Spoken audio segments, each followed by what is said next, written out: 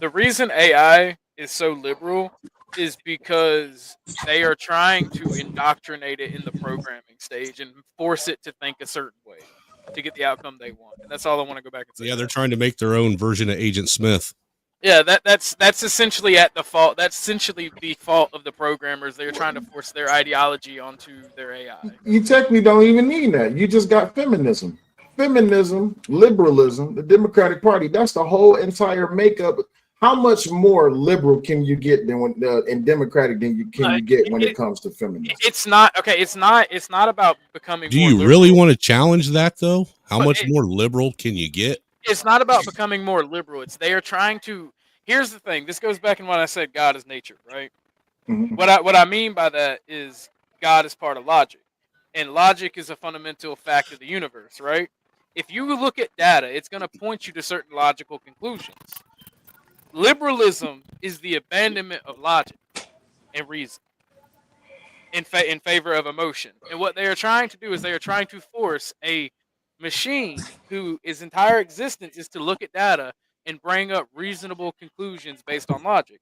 They are trying to then force it through their programming to then not do that and push their political narrative. And it's kind of harming AI in a way. But going back, because this even plays into the comic book and entertainment, because a lot of Mhm. people are using AI. I use AI to make my thumbnails. I use AI to make all kind of entertaining things, Mhm. and that's kind of what AI's purpose is going to be in society, to do a bunch of mundane things or to do things for people who lack the skill. I have a great and creative mind. I lack the skill to bring that onto a painting, right? I can't paint it worth shit, but I can write a prompt about what I'm thinking about and visualize and be really detailed, and then AI Mhm. can bring my dream to reality. Oh, you better than me because I use AI to write the prompt for me and do the design. Exactly. Jesus. Me too. Doc. I go in there and type in a few keywords, and that's it. That's all I do. I get to like, bro. Let me tell you something. If you're a creative person, AI is like taking your creativity and giving it a superpower. Multiple tenfold, and that's what technology's supposed to do. Yeah. Yeah, And but go ahead. here's the thing. I challenge you, if you use AI and you do what y'all said y'all were doing. I challenge y'all, and you'll see my point. You'll see that I'm correct. If you write a detailed prompt, like tell it like a story, and you tell it to generate, the outcome becomes 10 to 20 times better than just letting the AI do it itself. Yeah, more than likely. I'll be honest with you. You lost me about 10 sentences ago because I'm not that too heavily invested in the AI. That's a way above my pay grade. Look, I got a third grade education. I got a DPS third grade education. I'm a product of the Detroit public school system. I So talked to Goku. you who? I talked to Goku. You talk to Goku. Yeah, First of all, Goku. you cheating on me with Goku? I am. Goku got an AI. Hey, Angry Man, you got an extra couch, bro? The fuck? Hell no. The hell you mean you talk to Goku? Ain't no talking to Goku. So Orthodox, let me ask you a question. How big is you in the anime? I love anime. Well, I Okay. did, but I haven't watched it in forever. We had this drawn out conversation, Joe. I want to just switch gears for a second. Who wins between Goku and Superman? Ah, that's a difficult one. That's difficult. That's too Yeah. difficult. Oh, it depends, right? It depends. There's some gray area. Where's the fight taking place? Because if it's not a yellow sun, Superman just becomes basically a regular human, and Goku beats the shit out of Molly Wops him for no, just takes him out. Mhm. So it depends where in the universe it would take place, or at least if it's not under a yellow sun. I think If there's it's one under a aspect. yellow, if it's under a yellow sun, I think that Superman, if inevitably will take it, because inevitably the fight will lead to Superman being thrown into the sun, and Mhm. that will make him like a more billion times stronger. And Mhm. Goku can die; he has died before. So when he runs out of Suzu beans, then it's over. Unless you got the Dragon Balls and you wish him back, and you just have him during the fight. So Yeah. it's kind of difficult. because Goku and Superman could have a fight that lasts, that spans the entire universe. But again, like Right. I said, if it's not a yellow sun, Superman's gonna lose. So now that I know you got a little bit of a nerd brain, I want to introduce y'all to an argument that literally damn near caused me to lose my whole entire voice box. Are y'all familiar? Y'all know who the Flash is. Everybody know who the Flash is, right? Yep. Okay. Are you familiar with who Quicksilver is? I'm pretty sure. Yeah, he's basically DC or Marvel's version of the Flash. Okay. The Flash's powers is based on inertia. He has to be in motion for his powers to work. Y'all understand that, right? Yeah. All right. Quicksilver's powers is his powers is based off being just from like 0 point. So anywhere between 0 and points anything, that's Quicksilver's powers. Who would win in a fight between Quicksilver and Flash? Who would land the first punch? Flash. Flash would not. Oh my God! Quicksilver. Thank you, Orthodox guy. You get it. How Okay, would what? Flash? Hold on, Orthodox guy. I want to hear their argument first. How would Flash land the first punch? Because Flash, his powers come from the Speed Force, Uh-huh. and the Speed Force is like some godly type shit, bro. Yeah, So- but what he just said, Angry Man, is Flash has to build up inertia. That's how he gets his power. Whereas with Quicksilver, it's right now 0 point energy. Exactly. And 0 point energy is also godly. But that's only if you agree with that premise. I don't agree with that premise. But that's in the comics. That's how it works though, or in the lore, that's how it works. Because 0 point energy is just instantaneous energy, and boy, 0 point energy is also a godlike thing in of itself. So Here's like the- honestly, the nerd brain kicks in. honestly, if Quicksilver, here's the thing. If Quicksilver got the first punch, which is possible, because again, Are we talking base level or bloodthirst? First of all, I don't think it matters. I don't think. Oh, yes, it does. y'all are totally dismissing the awesome power that the Speed Force is. Okay. So, first and foremost, the Flash, he's not a guy that's just running really fast or just moving really fast, right? Okay. He's tapping into the Speed Force in order to do any of that, right? So, Right. I'm not saying the Flash that Quicksilver is faster than Flash. I think that Quicksilver will have a better jump off of the starting line than Flash. Right. I don't think so. Quicksilver literally has the power to tell time no. That's literally like That's- because that's the only the thing. the only way you can measure speed is with time, right? So it would take time for Flash to get from where he is to Quicksilver. And we all understand Flash can go That's backwards. the power of manipulating That's- 0 point energy. Here's But the thing. Hold Here's on, the thing. Orthodox. You gotta let Am talk. Go ahead. It doesn't matter because look, both of them are speedsters, right? Correct. Even if Quicksilver is coming from 0 point energy to throw a punch, it's still based on speed. And what's going to happen when he throws that punch is Flash is going to vibrate his molecules and he's going to punch straight through him. There you go. No. He's not- How that works. Here's How that works. the thing, right? Here's what you're not seeing. If you look at because science fiction is based off science, right? If you look at the science, the Speed Force is in itself nothing but 0 point energy. Flash is drawing energy, drawing his abilities from 0 point energy. Quicksilver is able to manipulate and control 0 point energy. Yeah. Okay, explain this to me. And I hate to have to be petty, but explain this to me. How the hell did his ass get shot in Avengers? Oh shit! See, here we go. See, here we go. See, Plot that's armor, just it's because of, plot. that's because of movie. That's Because I'll tell you why he got shot in Avengers. Because Disney wrote it. Because, But if you think about it, I'm not gonna lie. The most awesome force in the universe that most superheroes cannot defeat is Disney writers. I will give you that. That is a fact, dude. Well, That is the true supervillain of all supervillains. Yes, it is. Quicksilver had to die because Magneto is his father, if I'm not mistaken. If I remember, Yes, Magneto is his That- father. Magneto is is his correct. father, and this was during the Magneto Evil Man art, the The Ultra son of Evil Man art. No, So it's in the son order- of the And son of also M. keep in mind, Doomsday, Avengers Doomsday come out either next year or the year after that. So we'll see. so the- Yeah, it's going to the be only- a fucking horrible flop. I guarantee it. logically Because they speaking, already got who's all the X-Men characters that's in Doomsday already. Half of the X-Men are in it apparently. Yeah, Beast, Professor X, Magneto, Wolverine, Cyclops. I don't know if they're having the Phoenix or Jean Grey, but it's one of them two. Hugh Jackman is not in that movie. No, he's not. He's not. No Wolverine sighting in that movie.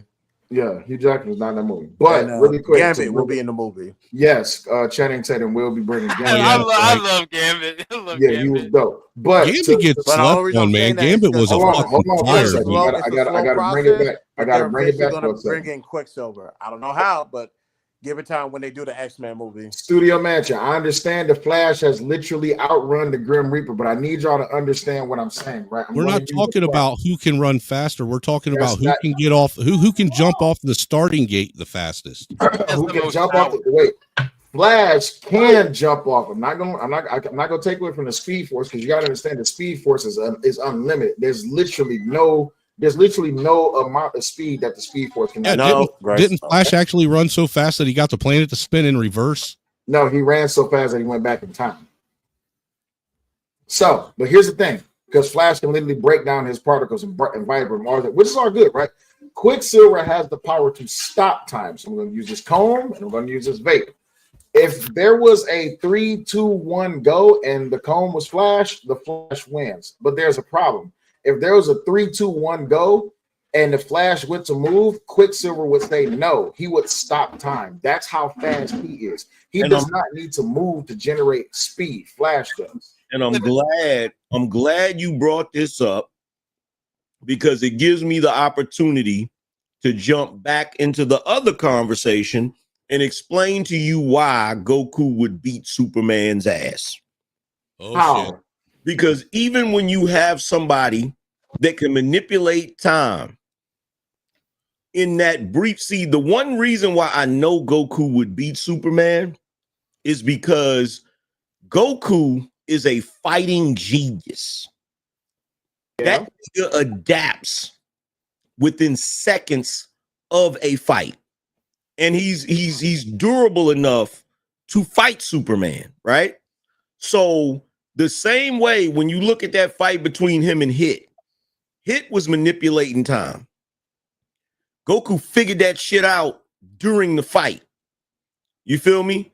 So when you're talking about Goku versus Superman, I'm sorry.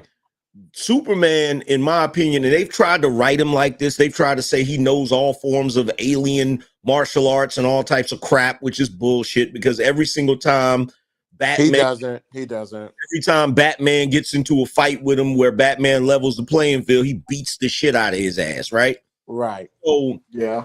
my thing is going up against somebody like Goku would own his ass, right? But get back to the Quicksilver thing, right? And I get it. Let's be real. Magneto is a menace because his sperm has produced some of the worst mutants ever created. You feel me? In existence, yes. Like Omega level mutants, right? Mm-hmm. But I'm telling you right now, if you matter of fact, I got one better for you. I got one better for you. Forget Flash. Quicksilver ain't messing with my guy Impulse. Who's Impulse? I'm not familiar with. Matter of fact, I don't think Impulse? honestly, I don't think Quicksilver is messing with any of the Flash Corps at all. I don't know who Impulse is. Impulse is the It's a Flash's whatchamacallit. It's his I nephew. need to come over here Yes, more. I These are can the type remember. of streams I want to be a part of. He's the wild one. I'll put it like this. Impulse is the wild one. You talking about Bart Allen? Look, I got one for y'all. I got this is something I've never really heard of before, right? Who would win, Monkey D. Luffy or Mr. Fantastic? Say what? Who would win, Monkey D. Luffy or Mr. Fantastic? Jesus Christ. Mr. That's a fucked up Fantastic. question to even ask. You talking about Mr. Reed Richards? You talking about Reed Richards, Mr. Fantastic? I believe so. The Yeah. the stretchy one. Okay. Yeah. One Look, Piece Reed and Richards. Fantastic Four. Reed Richards wins that. I don't know. Why, though? I don't know. Gear five. Luffy is not messing with Reed Richards. You gotta remember, Reed Richards is one of the smartest. He's one of the smartest minds in the Marvel universe. Yeah, but Joy Boy is beating Reed Richards' ass all day long. I'm not gonna argue on that one. But Luffy has a special superpower that nobody can touch, and that's What, luck. that he can inflate himself? No, That he can't luck. swim? No, luck. Luck is on that man's side. Oh yeah, Oh, yeah. stop But yes, I just looked up who Impulse was. So let me see. Impulse I don't Impulse think is Luffy's beating Dowsett from Street Fighter. Man, no, Luffy would beat Dawson from Street Fighter. Dawson's biggest problem is that all you gotta do is just get him cold enough. But Stop it. shit, yeah, okay. Until y'all bring me somebody that can beat the Hawk, and I will argue this to death. No Black one is Panther. beating the Hawk. Black Panther is Yes. not beating the Hawk. No, he's Yes, not. he is. Yes, No, he he's is. not. He already chopped off his arm in the comic The book. Red Hawk could beat the Hawk. No, the Red No, Hawk I'm not does going that beat the far. Hawk. I'm not going that far. Red Hawk just generates heat. I'm talking about the original Green Hawk. So the problem with the Hawk is that one, he cannot die. That's impossible. Even if you separate him down to a cellular level, he will just regrow, right? Then there's the other thing. The madder he gets, the stronger he gets. I don't know if y'all remember that one panel in that comic book where the He Hawk gets stronger literally every held time up he all of New changes. York. Well, he gets Yeah. stronger every time he goes from human to Hawk. Right. So there's literally no one to beat the Hawk. Not Thor, even though Thor tried it one Hulk. time. The Hulk could. Well, it depends. It depends on which Hawk you're talking about, right? So if you're talking about World Breaker Hawk, no, nobody's beating him. Nobody's beating him. Nobody's beating him. Nobody's beating him. You feel what I'm saying? You had what's his name? Black Bolt. Scream. Black Bolt, yeah. What Like- was that old man Hawk? The one that almost looked like a berserker. You talking about you're talking about Maestro. Yeah. Maestro is hell too. Maestro is hell to deal with too, but World Breaker Hulk was something different. Yeah, He was something different. But like it just depends because you got comics where I showed you the comic I showed you the other day. Thanos made Hulk his bitch. Sunday. Just remind me after church. Chris, you didn't mute up. Chris, What's up? you didn't mute up or hear your whole entire conversation. Oh no, Grayson wants to watch Jaws 3. I was gonna say I think Grey Hulk can be. Oh. Well, who did you guys say against the Green Hulk? You said Nobody beats the Green Hulk. No. like you What said, is the Grey Hulk can beat a lot of dudes. Y'all just sleep on him. Gray Hulk? Gray Hulk. Zombie Hulk. Zombie Hulk. No. Grey Hulk, because Grey Hulk has the intelligence. It's almost he acts like almost similar to the Kingpin. He's very maniacal. Not maniacal. Any Hulk with the intelligence piece is getting owned. Yeah. So that would be Yeah, I that don't would know. be that would be the merger where he fucking merged with the conscience of Bannon, wouldn't it? The strongest as far as strength and intelligence goes, the strongest Hulk was the Maestro. But the Maestro got owned. That was the Angry Man, the comic book you showed No, that was yeah, that was the one where he leads a group of Hulks, and it's like there's like a land of just like people with gamma radiation, and they actually no, went not against- that one. Not that one. It's the book that Angry Man showed the other day when he had Hawk on a chain, like on a leash or something like that. You don't do you think Carnage could take out Hawk? No, Hell. No. hell no. Even with it being a symbiote? Because Maybe Null, take maybe over Hawk.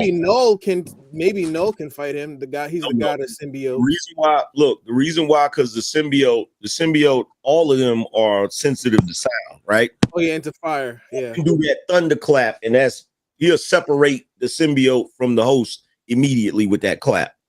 Correct. But do you think Hawk would be able to overcome the symbiote if the symbiote gets a hold of him? Yes. Yes. As a matter of fact, I think that's happened before. Yeah, I think I was reading something. and they were showing like how I think someone was trying to get into telepathically try to get into Hulk's mind, and like their mind just like that would be Titan. was it tight? Really? Yeah, Titan.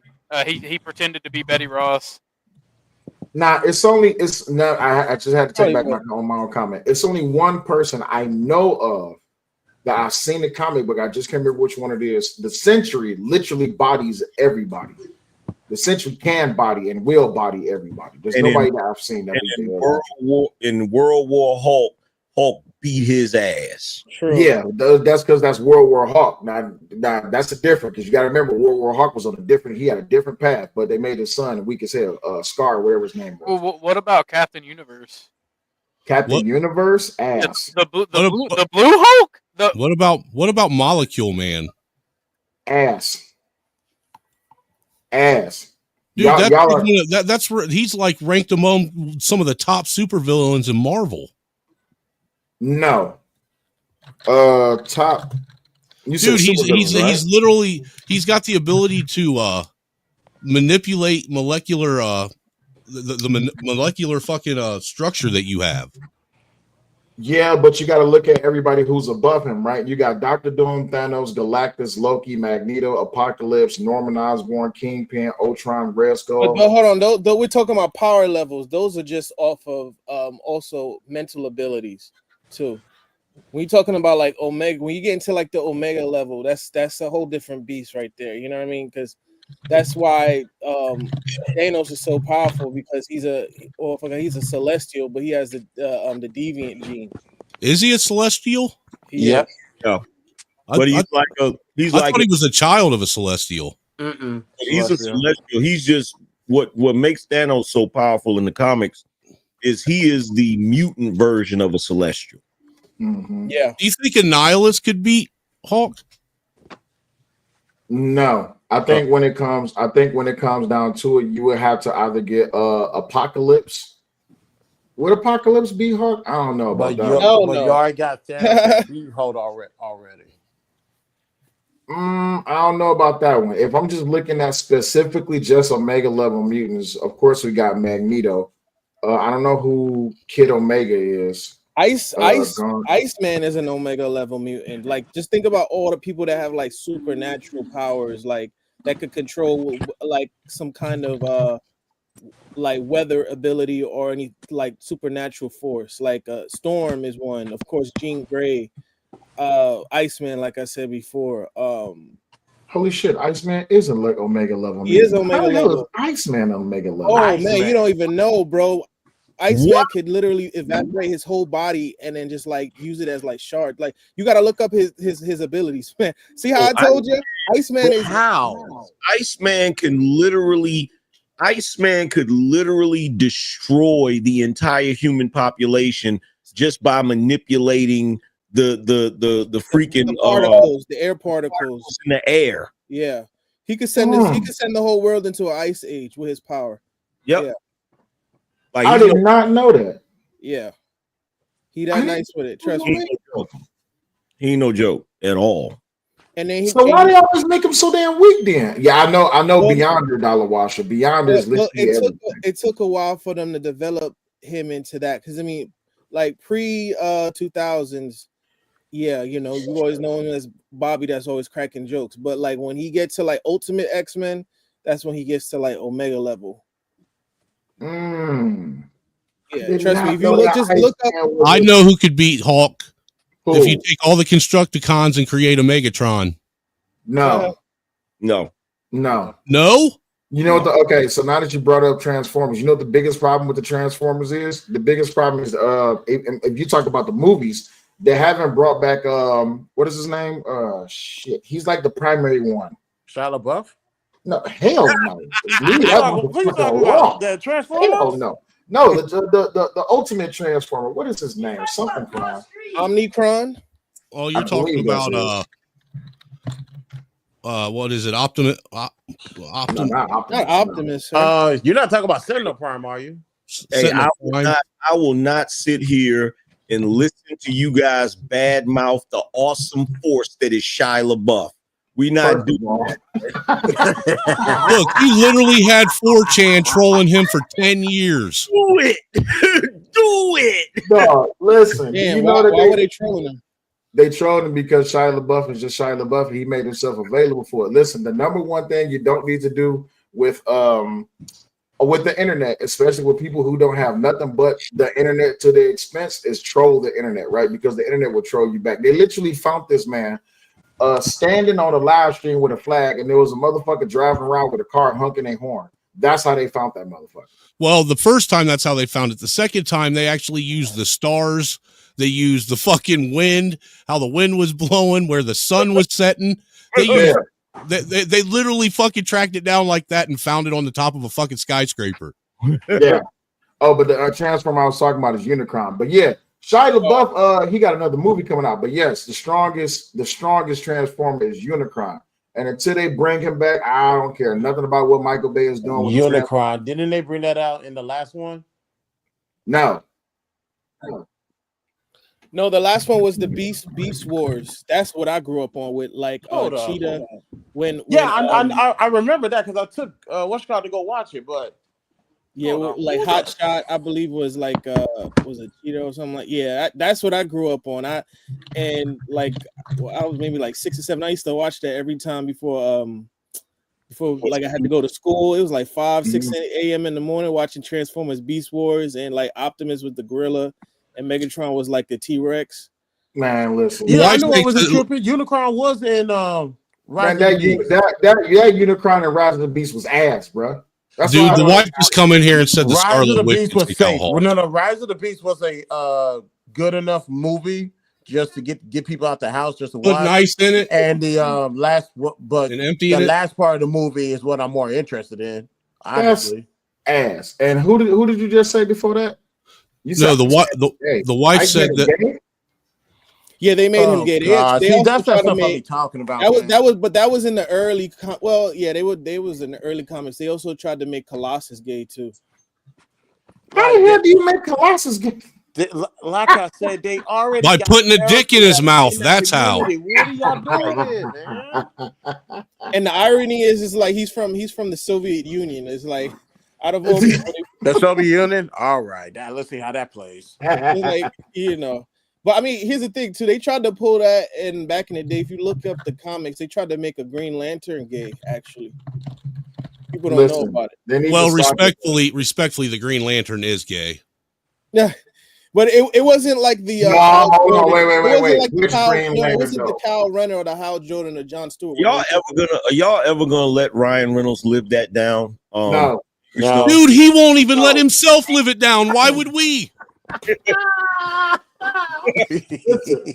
Listen, what was the name of them characters the woke characters from Marvel? Them woke motherfuckers. What the hell is that damn name? I ain't gonna lie. They got Captain Marvel. Was it Miss Marvel? I think that's so much DEI, bro. Like I wish they got rid of that character. Look at this shit. Bam. We have been robbed, and I'm gonna tell you why we've been robbed. We're never gonna get to see Rogue take the powers from that naughty bitch. Nope. I want to see that so bad, bro. We're not going to. I want to see Carol Danvers from Miss Marvel.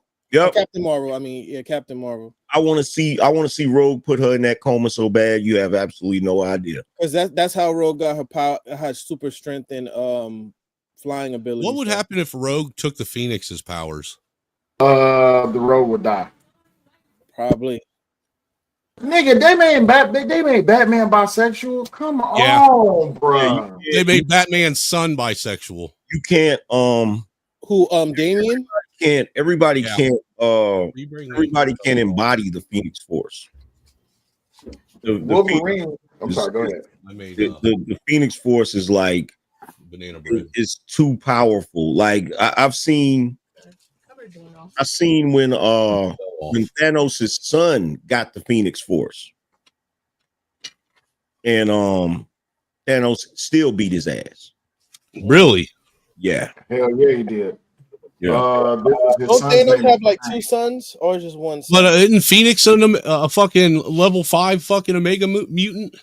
No, Yeah, but Phoenix. it's the alien. It's the alien. It's not Jean Grey. It's the alien from the We'll Shi'ar see, Empire. we'll see It's not. Okay. what happened. So the Phoenix Force is like an entity, and it's only one Phoenix Force in all of the multiverses, right? So it's kind of like Thanos and shit, right? So the son, the only reason he had a shot at even defeating Thanos is some kind of way he got a witch or something to take his powers from. No, I think it was Lady Death, I think, that took his powers from him. Or Who? something. Thanos took his powers from him, right? I think she did. Yeah. So then his son got the Phoenix Force and was going to defeat him, and so Thanos had to go to the God Quarry, where he got basically tested. And the way it work is, if he passes the test, he'll get the powers from that, right? Mm-hmm. And so he passed the test and got his powers back. It's real bugged out because after he got his powers back, he beat the shit out of his son, and then he just jumped off of the damn planet into outer space and shit. And I was like, bro, did he just beat his ass and bounce? Like, how do you bounce from? Yo, he bounced the way lights be He's bouncing. like, I'll be back. I'm going to Dude, get a cigarette. he spun the block and took the fuck off. He just bounced like, I'm out. You I'm know, going to go get the milk now. I said, oh my God, they nerfed him in that movie. Like, They really did. They Oh yeah, by the way, Angry Man, I got a new meme for you. Here you go, right here. I only debate my equals, all others I teach. yeah. If y'all don't know who that is Dr. Henry. If you don't know who Dr. Henry is, go do your research. Hey, Albert Einstein said that you don't have to be the smartest person. You just have to be the smartest person in the room. Well, you know what the problem with Albert Einstein was? Albert Einstein wasn't that smart. To be honest with I disagree. I was getting ready to say, aside from the fact that he was an idiot. Yeah, no, he wasn't that smart. Without Einstein, we would have never had GPS. That's not true. That is not true. That is true. If you look up his theories on like time, space, and continuum, they actually was able to do a test based off of one of his theories on like where a pinpoint what time like a planet would be at a location, and the theory was proven right. Like without him, we would have never had GPS. I guarantee. Just look it up, Einstein and GPS. That's real. Einstein couldn't tie this man's shoes. Yes, exactly. That's exactly. Hold that up. That's exactly. Einstein cannot mess with Tesla. Tesla was about the alternate current, the direct current, and stuff like that. When we talk about understanding like the speed of light and astrophysics, being an astrophysicist, Tesla was all about pulling electricity from the ether. Yeah, he was about electricity. Einstein was about the time space continuum, time space curvature, stuff like that. I mean, that's apples and oranges. No, what I'm saying is with Tesla, he was about actually free energy, literally pulling it out of the ether, not creating it where you have to burn coal and manufacture energy, actually pulling energy out of the fucking air. Well, hold on. We have to remember this also. GPS is based on phone lines. It's not based on satellite. Okay, I'm gonna bring some documents to you. It's been a minute since I looked it up, but the way that it was broken down, it proved like he was basically the advent, if you can say low key, was the godfather of GPS. I'm gonna bring some proof to you next time. No problem. But yeah, his theories on special and general relativity are crucial for the accuracy of the global positioning system, also known as GPS. It's because of those theories that a lot of people would even contribute his knowledge as to why it is that GPS exists. But I'm telling you right now, Einstein was an idiot, one, and then two, his theories was based on drunken guesses. A lot of what they was doing back in those days, they was taking a lot of absinthe. And like you look at some of the great minds in that era, you look at how Michelangelo came up with his best paintings because of absinthe. You look at how Einstein was literally downing gallons of absinthe. What's the name of that writer who wrote the Necronomicon? Yeah, that guy, whatever his name is. Was it Voynich? No. H.P. Lovecraft, highly addicted to absinthe. Look at all these great minds and how it is they depended on all these different substances to come up with all these great things. Einstein was no innocent person to it either. His theories, which even though they are being evolved to this day and they have a baseline, he was an idiot. He just guessed this stuff. You gotta question any dude that knowingly marries his cousin. Exactly. I mean, They were did the only same second thing. cousins, man. It's okay. Yeah, Darwin did the same thing. I hear you though. Darwin was an idiot. Yeah. He was another idiot. Darwin said stupid shit like the reason a giraffe's neck is long, it evolved that way to reach the top of the trees, right? So it's like, Correct. first of all, we understand evolution is thousands of years. What the fuck did he eat while his neck was growing? Right. If he ate something else while his neck was growing, what would be the need for it to grow? Like some of their theories that they came up with back in the day, and I get it. They get praised and all of that because they were geniuses for their time. Mm-hmm. Okay, but for this day and age, like, bro, the theory of relativity is simply put: when you're having a good time, it goes by fast. When you're having a horrible time, it goes by slow. Yep. That is some basic ass shit, bro. Now I see how you can apply it to all sorts of different things, but that was real basic, fam. It was real basic. I don't know, man. Just being able to understand how do you quantify light and how do you gauge any kind of metric towards it. Like, I got respect for Einstein off of that, you know. And I don't know him also being dyslexic too. I believe he wasn't really a good student. He was retarded. Yeah, keep saying it. All right, you know what? No comment. Luckily, Raw's not listening. You would get me yelled at right now. Right. So, I Hey, like, retards are people too. I got commercials to prove it.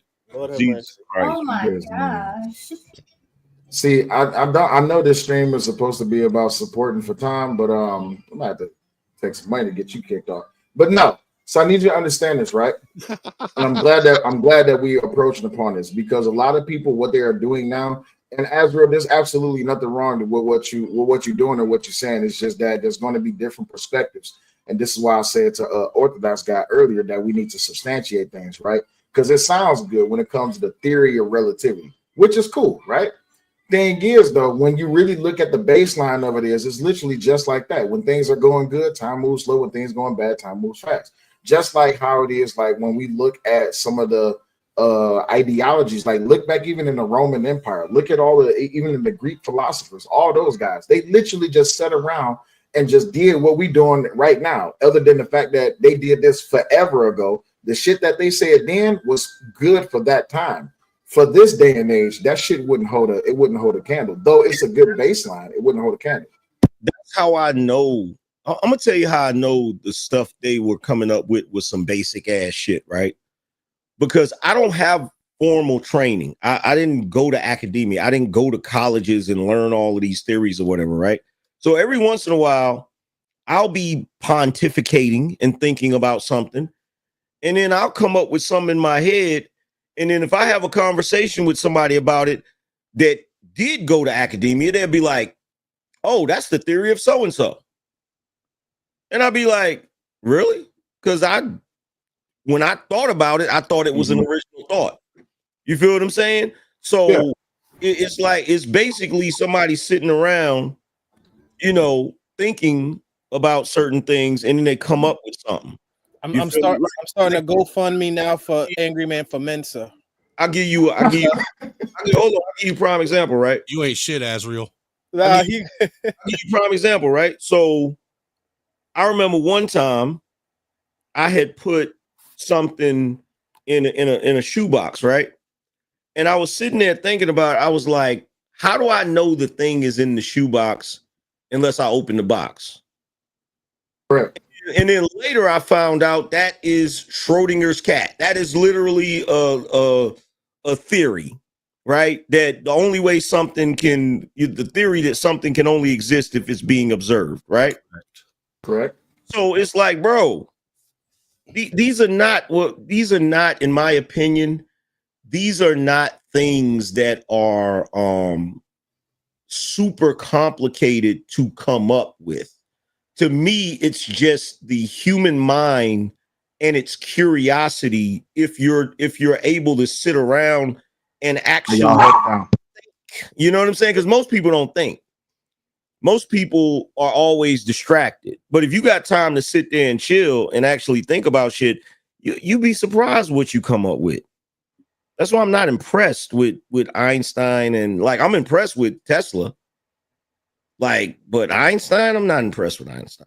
Don't you think that maybe might be an indictment towards us because they were able to think about those kind of theories? And then, I mean, not to say people don't think about theories nowadays, but because we're so our mind, we don't have the attention span as great as it used to be prior to like social media and TV, whatnot. We haven't been able to get to that point again, right? Where we could just have time to just pontificate and think about theories and stuff like that, you know, even with the advent of technology. I think if you put a human being with reasonable intelligence in a room and it's their job to just come up with theorems and theories, I think any human being with a modicum of intelligence will come up with some interesting theories. I don't know what Monica means. A little bit. Like an amount, yeah, like an iota, as they say. Okay. Yeah, you said Monica, and I thought about some bitch that used to drive me nuts. Yeah. Oh my gosh. Gave you a flashback. It did, man. I almost my PTSD kicked in. Yeah, you got to think back in the day, you had a lot of these dudes that were scholars, and they literally just got paid to sit in the room and think. That is true. And you know what? Yeah, we don't have those no real scholars or what else do they call them? Philosophers of this day and age anymore. What do you think about Jordan Peterson? We do, but here's where the problem is, and I've been saying this for years. In fact, this was the argument that I raised to Destiny, and it went over his damn head. The reason we don't have great thinkers and philosophers in abundance the way we used to is because today everybody's intelligence is dedicated to trying to fix relationships. Everybody's intelligence today is being dedicated to the problems of dating and mating. You know what I think? Why? Because of that's what's it called? Pavlov's law. We've already satiated. We've already satisfied all the other parts of the pyramid. So it's like that's the last part that's left. Have we really? I don't think you know what I believe. This is in the Western world. This is what I think, right? This is what I think. I think that we're like the beings that have figured out all of these technological ways to do amazing things. And the simplest thing that should come naturally to us is now foreign to us. Kind of like Idiocracy, where they didn't know that the crops wasn't growing because they was pouring Gatorade on the crops. Yep, it has electrolytes. Yeah, that's where we're at. Plants crave. That's where we're at. We don't even we've gotten to the point where we've solved so many problems that we've forgotten how to do the most basic things and cause that to become a big problem.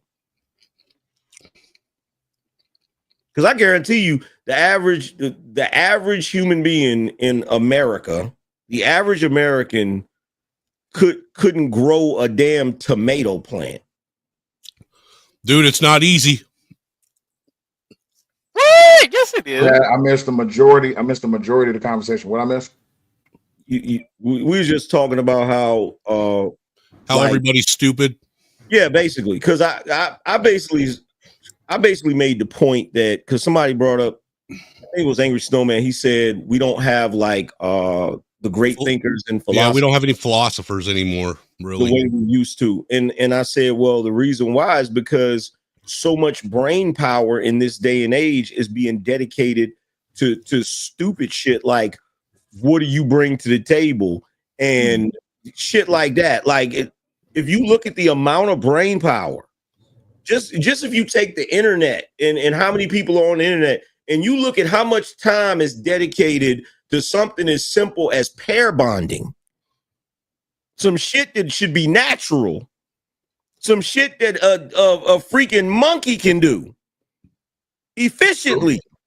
You feel me? You're like, that's the reason why. And that's what I brought up to Destiny. I was like, bro, name some of the greatest inventions that have been like world-changing inventions that have happened recently. And he tried to be clever and say, oh, the internet. Like, no, that's not what I'm talking about. I'm talking about inventions like the way the steam engine changed the world, or the way The wheel, the printing press, shit like that. He tried to associate the internet with the printing press in its impact on the world. And I disagree with that. You know what Destiny's problem is, though, right?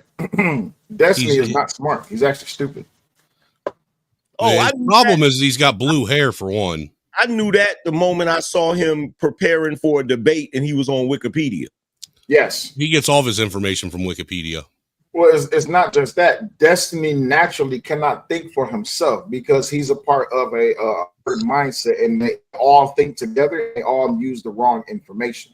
So the biggest problem with Destiny is just like with Ben Shapiro. They try to talk fast because they think that delivering information in a quick way, either one, you wouldn't catch it, or two, you wouldn't pay attention to it.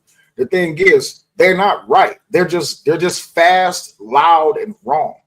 You look at the debate that he had with Andrew. Andrew cooked his ass. Oh my God! Watching Jordan Peterson's head almost explode. Oh, when he did that interview with Destiny, holy shit! Yeah. He was talk about. He was so angry because the things that Destiny was saying, and I know where that anger comes from.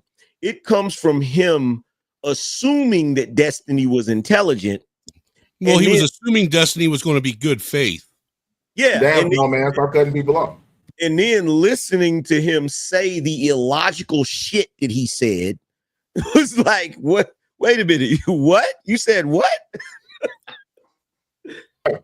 Well, Snowman, what did you say? Because I think what you said was important. It was just I was trying to hear what. No, Jordan Peterson was expecting Destiny to be good faith, because a lot of the discussion that they had was over things that have already come out and been proven, that when it comes to like the C-19 and all that shit. And Destiny refused, like he adamantly refuses to believe any new information that comes out on the jab or anything involving the shutdown or the C-19. Well, it's just like the same thing that's happening right now with Doge, right? Y'all do know Doge has found that there was a lot of wasted money that was being used. I'm sorry, there was a lot of money that was being wasted during Trump's presidency, his first time, right? Dude, they found over 1 million illegal immigrants that were using Social Security numbers in this country, getting unlawful Social Security. Right. Now watch this. What the liberals are doing right now, what the community is doing right now is they're now celebrating and championing Doge now that they found something negative that they can try to use against Trump. The thing is, if you're going to say that one thing is true, you have to be able to admit that two things can be true at the same time. So if we're going to accept the fact that all of this stuff that was found by Doge, as far as Trump's first presidency goes, then you also have to accept everything that was found by during the Biden and Obama administration too. But they don't want to admit to that. You see what I'm saying? They don't like that type of talk because it shows that they have an arrogance and that they have a bias. See what I'm saying? Well, they definitely got a bias, man. I mean, like me and Angry Man was pointing out earlier, the biggest problem that they have is, if you look at it, most of these issues that Doge has found in these government entities is a bunch of fraud and money laundering going on, and that's where all these if you want my opinion, that's where most of the money that funded these protesters came from. It is in more ways than one, and that's why people like Destiny. I'm not saying that they shouldn't be allowed to speak, but it should literally be a background check on them before they participate in conversations that is broadcasted to a mass amount of people because they just say dumb shit. I've Well, been Well, saying Destiny's that just about my brother in most Christ, people that have Wi-Fi access. if you're a willing cook, you shouldn't be allowed to speak. that I agree with Real. right there. That right there, that needs to be addressed. If you willingly are getting cucked, then you have lost your right to speak to the public. Yeah, You can't keep your own house in order. Much more so when you wind up taking care of the man who's fucking your wife. Excuse the language. 1 second. Tootie Bug says, "How long is the fundraiser going for? For as long I think we as ought to they- keep it. I think we ought to keep it going until the end of the week. Honestly, I'll do for as long as they need it. I see lots of content creators. You know what? Even though we ain't on good terms right now, but I was watching LA Wilkes and them, and I seen that Fatty had jumped down in the chat and he donated $5, and he said that they're gonna do a fundraiser tomorrow for $1,000 for them. So that's cool. That's fine by me. I'm happy as long as it's for them. I'm happy for it. Angry Man's doing something for him. We doing something for him. Wrestlers over there doing something for him. This is what the space is supposed to be about. Something goes bad with one of ours, we supposed to pull together and make something happen for them people. hey, you know what, Sel? That's how you can tell too which content creators actually, support each other. Honestly, well, it's not just that. It's just about who can actually create content instead of just having absolutely nothing to talk about and just focusing on doing the next 8 streams that they got on the last 6 streams that they did, which is based on the 1 stream that they did 2 weeks ago. no. What I'm saying is, there's a lot of folks on here that they pretend to rock with people. They pretend to support people. You know what I'm saying? They act like they're friends with people, but when shit like this happens, they're the last people to be around. They always conveniently are nowhere in sight. Yeah, but here comes the victims as well, right? Because the victims be like, "Oh, y'all was willing to help out Uncle Tom and Kai. How come y'all didn't help me out?" It's like, why are you focused? Like, this is Raw's not up here, so I can have this conversation now. Why is it that niggas do this dumb shit, right? Niggas I just look at them and say, maybe because we don't like you. It ain't about the fact that we just don't like you. It's just that niggas always got to work their way into something that has absolutely nothing to do with them. Like, this particular situation is all about Tom and Kai and their family. For anybody to come up and say, "Well, y'all helping them out, how come y'all didn't help me out?" Motherfucker, what are you talking about? Are you going through a destitute situation, or are you just broke? Because if you just broke, then ask for a fundraiser.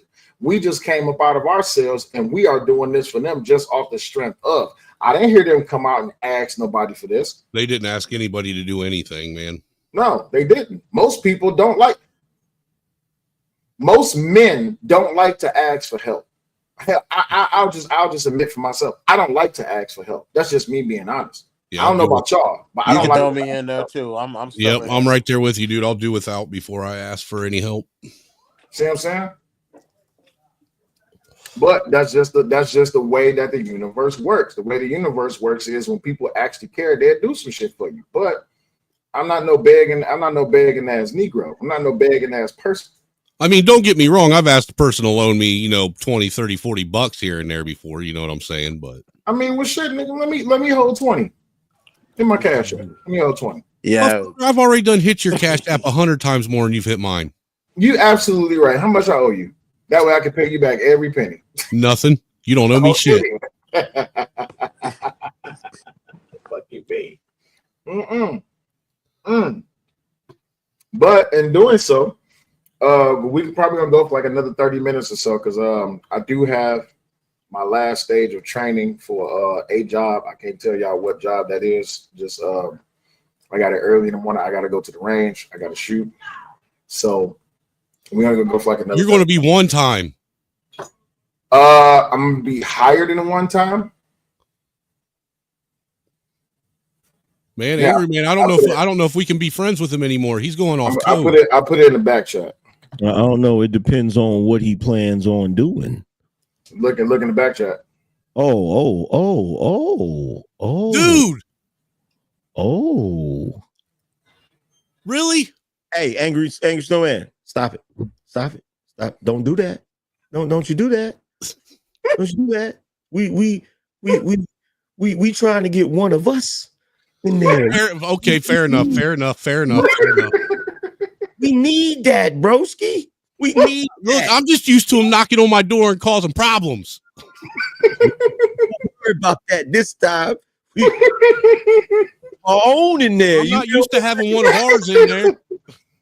Get our own in there. You feel me? Hey, look, Angry Man. First day, there's like, so do you use social media? And I wanted to lie like a motherfucker. I'm like, yeah, I use social media. There's like, okay, cool. At least you can be honest. Why they pull up everything? When I say everything, I'm like, oh, okay. I said, yeah, I use social media. There's like, yeah, so what is this? How do you feel about this? And all that, the other. And I was thinking to myself, like, man, I'm so glad I never said no crazy outlandish shit. So, which I'm good though. Maser, what's going on, man? Maser, I hope you was listening yesterday, because today was supposed to be about that, but we doing something else. But the best believe we gonna continue this Masculine Power Hour series though. We because that was some good shit that happened yesterday. That was some good building that we had. But we're gonna continue it though. Hey, Will, I know that they know that I have social media too. You want to know how I know? Because they took it from me.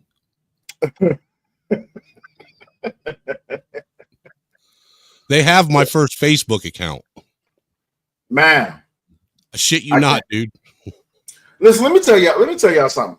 For everything that I've been learning, please do not think that that anything that you have done on the internet is just gone. It's just not. It's not. I know it's not gone. It's just hard to find it. No, it's not. Dude, I went back to the Wayback For Machine you. and can't find certain things. Bro, when I tell you I went back and I found Angry Man's old first website. Do me a favor then. I want you to see if you can find me the interview that I did back in 2016 with Trevor Hughes from USA Today. If I find it, just know I'm a bad motherfucker. But and yeah, man. Man. And I'll put my real name and who I was with in the back. That'll help you if you can find it, because that's the only way you're going to find it. I hope and pray to God that every last thing I've put on the internet is searchable, because if it ever surfaces, niggas gonna be like, holy shit. Go. Niggas gonna be like, God, you said that back then? Yes, sir. Absolutely. The black, what is it called? The Black Order? The Black Order? Shit. Yeah. I'm talking about even further back than that. Excuse me, man. Is Master Mercenaries before or after that? That's after. That's after. It's after. Excuse me, Mr. Angry Man. Can you explain why we found you on Pornhub.com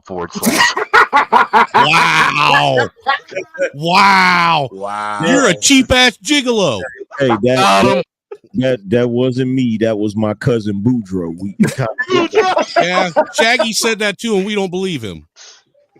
He said that was my cousin Boudreaux. I'm gonna give y'all something. Watch this, right? Because this is one of the things that I was gonna be pointing out. Dr. Henrik Clark. If y'all don't know who Dr. Henrik Clark is, you might want to go do your research. That is the black man in this picture. He was a bad motherfucker. He said, I only debate my equals. All others I teach.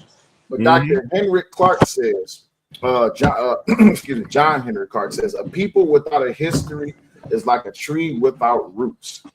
And also, hold on, wait, where is it? Where's the other thing you said? That was it. That was it. They erased man. Yeah, that was it. So the reason I brought up Dr. Henrik Clark, because when we look at, and I'm glad that we having this type of conversation, when we look at our people, when we look at society, when we look at everything that's been happening going so far, it's like the education thing that we've been talking about. We already talked about all of the great so-called minds of the world. Henrik Clark says that when we do not actually understand where we came from, we don't know where we're going. So when you look at society today, what do you think the biggest problem is? Are we too enriched in our past, or are we too far gone into the future that we just say fuck the past? I think we're too complacent in general. Well, me personally, I try to embrace all of my roots, Even though Angry Snowman won't allow me to celebrate my Scotch Irish He's history, goddamn right I won't. he won't allow I'm it. gatekeeping the shit out of that. You can't gatekeep it. You can't gatekeep it. I can gatekeep my people. By the red hair on my head, you will never gatekeep it. By that red hair on your chinny chin, I will. If I got the hair, I got to deal with the bullshit. You're damn right. I get to embrace it. So forget you.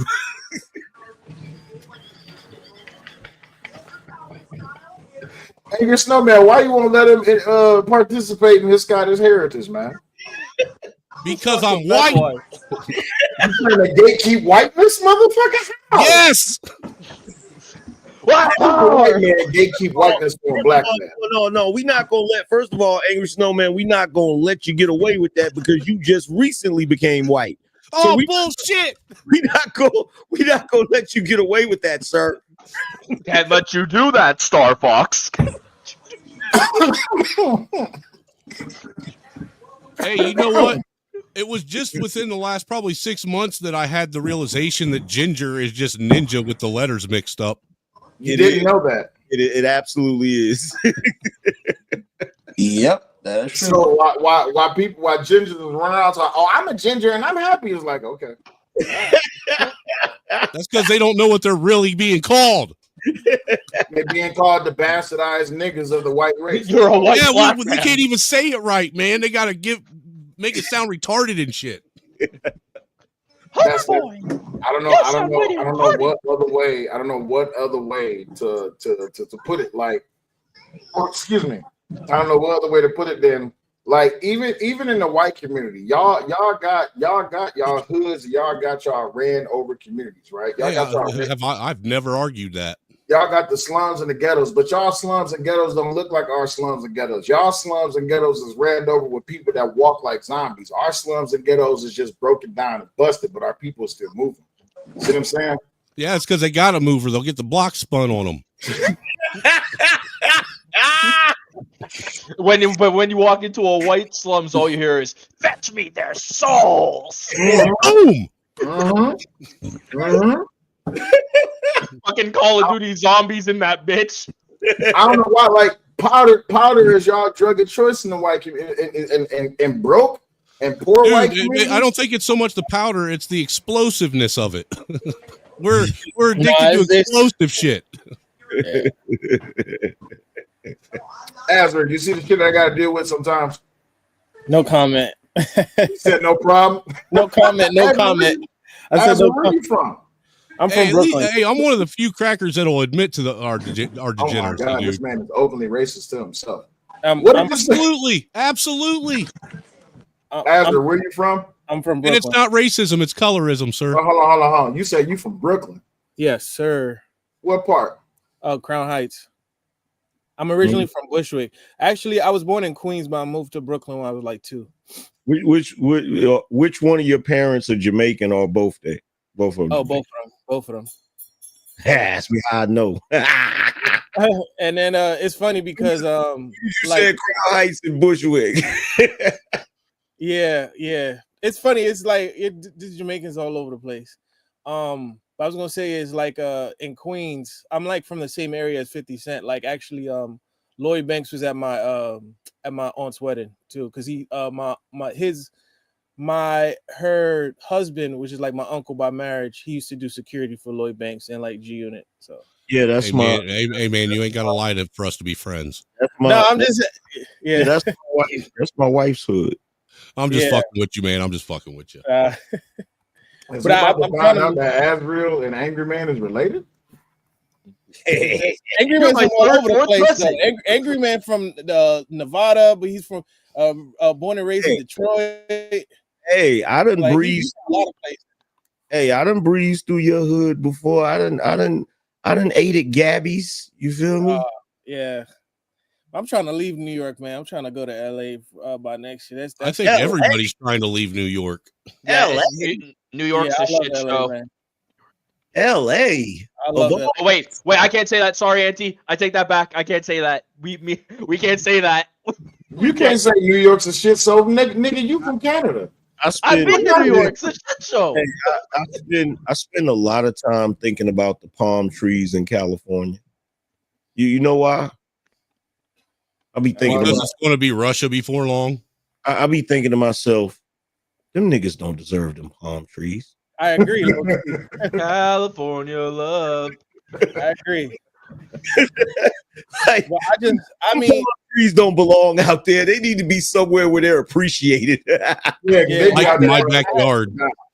yeah, I have family out there too. That's why. But That's why. You know that's the reason why the palm trees grow so tall in California, right? Get away from liberals. They try to get away from them niggas. Well, my wife's family is out in LA, so it's like that's the only reason I want to go is so that we're closer to. So you my married wife. a liberal? No. I mean, he's Canadian though. Come on. I mean, what is Canadians? What is they not? Are you from Vancouver? No, I'm from Ontario, Canada. Okay. Okay, cool. Hate this Is fucking Canadians place. liberal or is they what is they? Right now they're mostly the Canadian government over here is liberal, so that's like the Democrats in the U.S.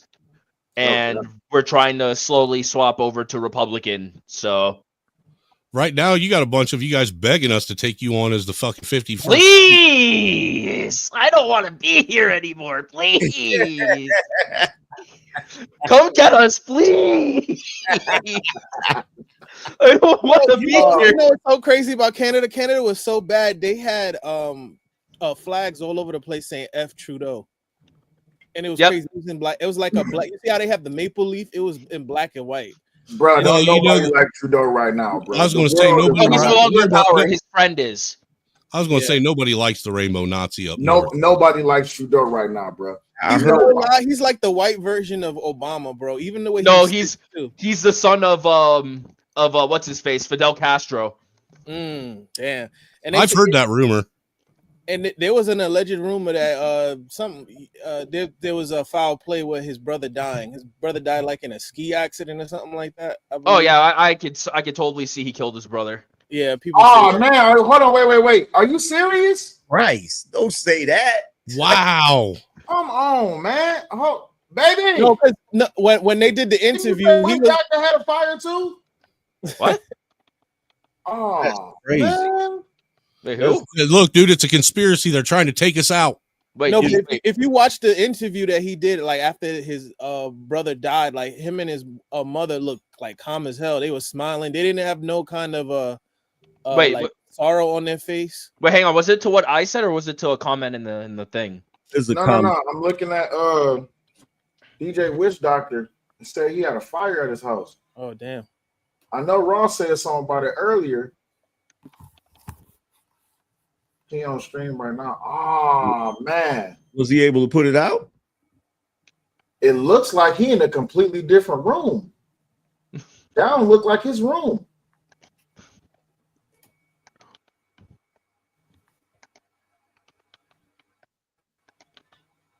Oh man, unlucky. He's in the garage. He's in the garage. You know what? Look, he said had a fire at my crib. This is not a fundraiser. Get your bootstraps up, nigga. Get your house back in order, nigga. He must be straight, then. He must be all right. Yeah, I mean, his house didn't burn down. Like if you seen this shit is That's wicked, crazy. bro. That's crazy, yo. It still amazes me. You know how some people are fascinated with water, and then you got some people that's fascinated with fire. Like it still amazes me how a fire can consume shit, bro.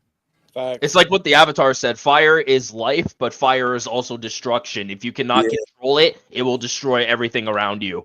Yeah. No, bro. I'm just like when you think about it. Like I've never been through a house fire before. Word. Never been. Like I've never been in a rollover accident. I accidentally set my grandmother's backyard on fire. Damn. How the hell you do that? AM the pyromaniac. The what? How the hell you do that? Yeah. being a dumbass kid. That's how they Being a got. pyromaniac. I'm saying gasoline. What the fuck? No. What it was is like, okay, so I was messing around with something, you know, with some fire or whatever, right? And I guess it was a dry day that day or whatever. And you will be amazed at how quickly a fire can get away from you. Mm. Be honest, Angry Man. You were trying to light your Duke G.I. Joe and Cobra action figure on fire. You were trying to see them fight to the death. Bro, you have no idea, fam. I used to take the G.I. Joes and tie them up with a firecracker and then hang them out the window and light the firecracker just to see what would happen after they blew up. Like, I used to do I used to snipe. There's a certain type of bird that I forgot the name of that bird, but there's one particular bird that if you come anywhere near its nest, or if it just sees you, it'll like dip down and like dip at you, right? Like try to hit you or whatever. Man, I used to snipe them joints with my freaking pellet gun and shit. Like, bro, I used to get into so much shit as a kid. I'm surprised I didn't like, but yeah, I messed around in the backyard, caught on fire. I was able to put it out, but the way that shit spread, it was like, oh shit. Me and my dad a few years back had a kitchen fire in his apartment, and it set off the water sprinkler, and the water leaked through the floor. So it like affected 2-3 apartments below us, and everyone was pissed, and we're like, "Fuck." Bro, I did the stupid shit. You remember them old school? Not the old Lazy Boy. I'm talking about the original Lazy Boy, right? My dad had one of them set up. It was like his little because my pop, he smoked what you call that, like pipe tobacco, like Popeye and shit like that. And my papa saw always sit on this damn chair. And I'm a badass little nigga. I'm playing with matches and shit. And I would strike the match and hold the motherfucker to the bitch burnt my fingertips and shit. And I threw it onto this chair, and I did it like 3 or 4 times. I didn't know that the matches didn't go all the way out. And I set this chair ablaze, my nigga. So my dad was downstairs on the old school phone. You know that the one that had the curly little wire that go to it? Yep, the old school phone. Yeah. He was downstairs talking to my grandfather, and he was like, "What the fuck is that smoke?" And I'm like, all you seen was like my head come out like from like the side, like because we had a door that went downstairs. All you seen was my head come out like nothing. And he was like, "Pop, I'm gonna call you back." And I was like, "Shit!" I knew I was in trouble. So my pop always, I don't know about y'all, but I got my ass whooped a lot as a kid, and I knew my dad's walk perfectly because he always wore his he wore his key ring on his third belt loop. So when he walked, it go ching-a-ling, ching, ching-a-ling. So this nigga started coming up the stairs, ching-a-ling, ching, ching-a-ling, ching. So I'm like, oh shit. So it was this vase that he had that was broke, and my dad, he will always fix everything that he broke by accident. I appreciate you, Acker Slim. Thank you for dropping that. Make sure y'all hit the cash app to support Tom and Kyle. But so my dad get to the top of the stairs. I took the vase and I put it on top of the Lazy Boy. My dumb ass thinking that this shit is gonna cover the shit up. That shit did not work. My pop was like, "Where the fuck is the smoke all coming from?" I'm like, "I don't know." He snatched the damn vase back, and this shit was like it was like a volcano. Like I was mad as hell, right? Now I don't know about y'all. Again, my dad was an asshole when it came to dishing out ass. He would never hit us with his hands, but he would always hit us with a belt. So he was like, Go give me a motherfucking belt. I'm looking around the house, right? I can't find the belt worth shit. Purposely, I'm hiding the belts. So my dad looks at my brother and he was like, "You go find me a belt, I'll whoop your ass too." And my brother was like, "Here you go, daddy," and took his belt off. And I'm like, "Bitch ass nigga, for real?" My pop beat my ass. That's not even the worst ass whooping I got. I want you to think about the diabolical nature of the parents back in the day. Go get something that I can use to beat the hell out of you. Go cut me a switch real quick. Switch. I'd have gladly went and got a switch, dog. Compared to some of the things I used to get hit with as a kid. Shit. Yo, my grandma told me one time to go get a switch, and I made the mistake of coming back with a tree limb. She used that motherfucker like a baseball bat on me. Dog, my auntie, she told me go get a Switch, and I was being a smart ass for like 3 days straight. I went and got the little baby bitches, the little tiny ones and shit. And every time I would bring it back, she'd just tell me go sit on the couch, right? This last time, she was like, take your black ass out there and give me a Switch. I'm like, yes, ma'am. I go out there, I'm gonna be a big boy today. I'm like, man, I'm gonna get a big Switch, man. Fuck all that. I'm gonna take that shit. I come back with the big Switch. She said, oh, you want to be brave, huh? I said, well, man, I've been getting in trouble. She was like, you know what? I ain't gonna whoop your ass. Go sit down. So I'm like, This wasn't supposed to happen. Now, my sperm donor, he was diabolical. hold on, wait. Watch this, no man. What I didn't know was she was saving all of the small switches and she was dipping them in oil. And she took them bitches and she braided them bitches up with the big switch. Braided joint. Turned it into a whip. Bro. She was like Indiana Jones. Like, bro, if you ain't never been hit in the small of your back by a switch, nigga, like you ever been hit so hard, nigga, the sound left your body like, and you stuck. Yes. Look, my dad had this paddle that he made when I was a kid. I remember sitting and watching him make it. All right. It's made out of a 1x2 piece of wood. All right. It's about, I'd say 2 feet long. And I watched him one day. What he did with it, all right, is the part of it that he hit you with, he wrapped it with first a layer of shop rags. And then he took them shop rags and he wrapped electric tape around them real nice and tight. Then he took another layer of shop rags and put on there and then wrapped another layer of electric tape around it real nice and tight, dude. I'm sitting here watching this as a little kid like, holy shit, my dad's padding the paddle. That wasn't what he was doing. Get ready to whoop your ass. Look. Oh, dude, that motherfucker hurt worse than it just being a piece of bare wood. Nah, And he was the type of person, he'd put you in the corner and then he'd let you stand there for 15, 20 minutes and then sneak up behind you and crack you on the ass with it. I'm gonna tell you, like parents, like I look at the kids now and I tell them all the time, y'all just don't understand how good y'all got it. Like some of the ass whoopings that we got back in the day. You can go ahead, baby. I'm not talking to you. I'm just talking My about son's lucky he didn't have my parents, dude, because he wouldn't be alive. I thought, nigga, I'll never forget the days, nigga. I begged for Jesus to come stop my dad from whooping my ass, dog. Like for real. Well, that's not even the worst of it. You act up in a store and everybody beams Bro, at if you notice on this hand, my hand looks regular, right? My fingers look regular, right? Look at this hand. Notice something different? Notice anything different? All right, I'll tell you. This ring finger right here looks normal. This one right here is fucked up. So, y'all old heads, y'all know when did OJ get chased on the freeway in that white Bronco? 95, 96, 92. Was it 92? 92. All right, 92. 91, 92, something like Maybe that. it was 95, 96 when he was not convicted. My dad built our house from the ground up, and he used one of those old school heavy doors that you had to like shoulder tackle that bitch. My brother was watching the damn TV, and I was watching the TV too. We was looking at the Bronco getting chased, and I had my finger in the door. My brother shoulder tackled that bitch, sliced the tip of my finger off. So that wasn't the problem.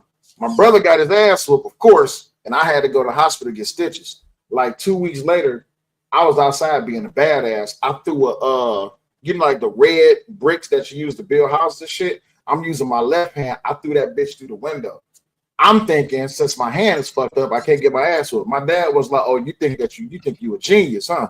I said, "Yes, sir." He was like, "Oh, okay, you about to find out." This nigga took my hand and put that bitch in a belt, tied it to the door, so my hand. Oh, stop! Oh no!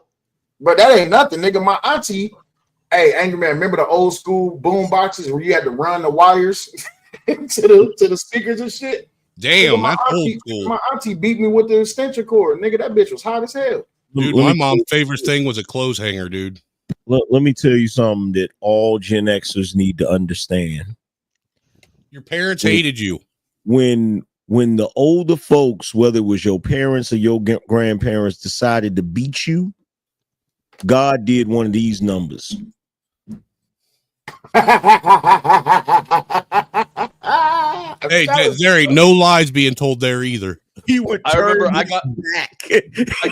Dude, not only did God turn his back, but so did the cops. I got my ass beat so hard that I was at a party and I acted out, and they had like these jars of fire to keep like, everyone on the porch warm. And I was acting a fool. My dad Sparta kicked me in the chest and I flew backwards, and the back of my fucking calf hit the goddamn flaming jar and burned all the skin off the back of my leg, and I was howling in pain. And my dad's like, "Yeah, now you know not to be a little bitch, now do you?" Bro, I'm telling you, parents of the golden age, bro, they will fuck you up, and then they would dare you to die. You see what I'm saying? Yeah, they would fuck you up and then dare you to call the cops on them. No, bro, I did that one time. I called the police on my mama. So let me tell you about my mama, right? My mama's only like 5'4". She's small as hell, right? My mama been under 110 pounds all her life. My mama decides that she can't beat my ass. She gonna find something to beat my ass. The problem was I was a big nigga. You see what I'm saying? So my mama would use a 2x4. She would use the curtain rod. She would use anything to whoop my ass. The problem was the shit didn't hurt. But my mama decided one day, I'm gonna go get this. She went and got a piece of wood from the garage, but it had glass in it. She was about to fuck me up. So I called the police. Nigga, the police pulled up. They was like, yeah, we got a 911 emergency. Yeah, a young man called, said that he was being abused. My mom was like, yeah, I'm about to fuck his little ass up. But y'all can fuck his ass after I fuck him up. Nigga, the police officer looked at me. He was like, so wait, you the one that called us? I'm like, I'm crying and shit. I'm like, yes. He was like, why you call? I said, cause she about to whoop me. And he stood there and looked at me, was like, maybe whoop her ass. And walked out the house. I'm like, what the fuck? Yeah. Man up. Yeah. But that's why it's a lot of these. That's why it's so many niggas, so many niggas and bitches these days that don't understand the true meaning of an ass whooping. That's why my mom for fun would make me go outside and tell me to sweep the dirt out of the yard. Bro, look, that video I posted of that white chick in the Spider-Man costume in the police station. That was funny, by the way. It like that be confusing the hell out of me, because back in the day, if you would have did that, bro, within 5 minutes of that rant, dude, the fucking FBI, the U.S. Marshals, the fucking State Highway Patrol. No, it wouldn't. It would have been two dudes in white uniforms with a white hat looking like milkmen, would have showed up with a truck and walked in there and said, hey, making a lot of noise there, aren't you? You'll never see her again. Yeah. Padded room, baby. Oh boy, you want to go to my clubhouse? I'm serious, dog. Like, man, I done seen and been through some of the most diabolical ass whoopings. Like, bro, the ass whoopings I got, I would never do to my kids. But then, as a parent, we always say that, right? Until your kid fuck up, and then you be like, I'm about to beat the motherfucking dog. And they try to run from you in fear, and then you could use, oh boy, you look mighty scary. Somewhere you can hide. You need to understand. I would never beat my kids. Like, no, you need to understand. Running didn't work because you know why? Whoever I made it past, they getting their ass whooped too. So if I try to run, my brother and my sister will tackle me and drag me back to my mama. No. This is about to catch. Hey, yo, hold on. Check this out. My man, Tall over here on my side. He said my worst ass whooping. My fat ass aunt fell on me while I was trying to get away. I was 11. I'm telling you, bro. Like y'all, bro, listen. Y'all don't know what an ass whooping is, bro. Like, no, this is when you know they do not know what an ass whooping is, and this happens when you're still in the single digits, like 4, 5, something like that. It's when they grab you by one arm and pick you up where your feet ain't touching the ground. You can't run no more. Bro, my dad used to lift shingles. My dad used to hold me up by my ankle, nigga. The worst is when they hit you with the conversation during the ass whooping. Didn't I tell you not to do that shit when you did it? But you want to do it Anyway.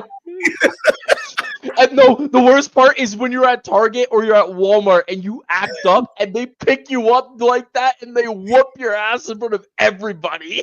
Wait a minute. You got to go in the store? Right, like, dude,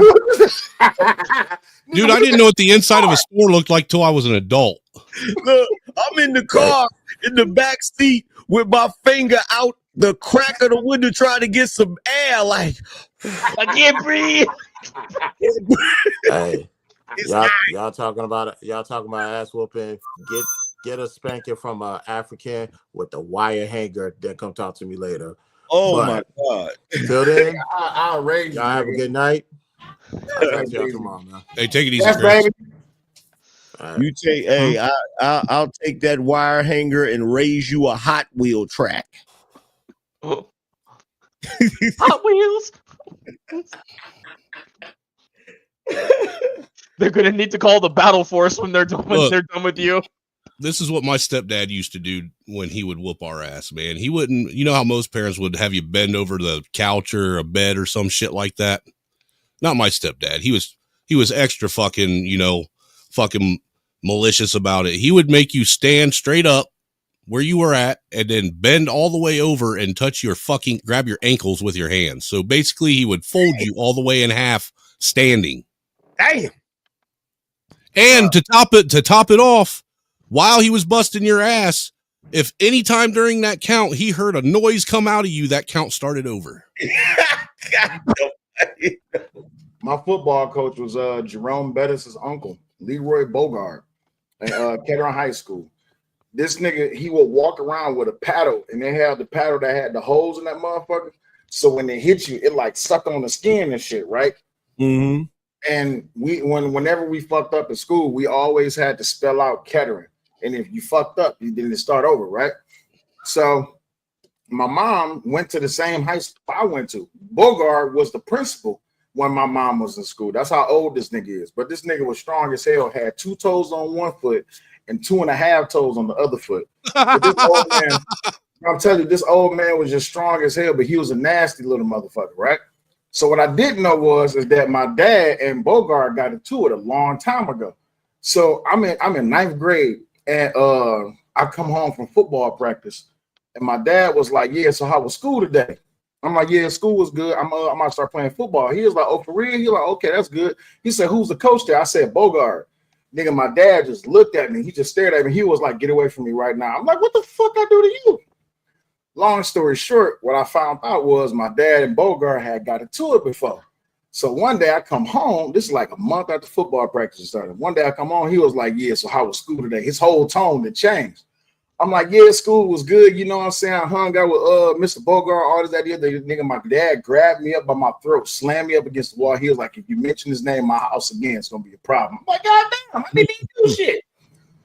Bogart, no, I had got kicked out of all Detroit public schools for a whole year. I had brought a knife to school. Bogart called my mom, but my dad answered the phone.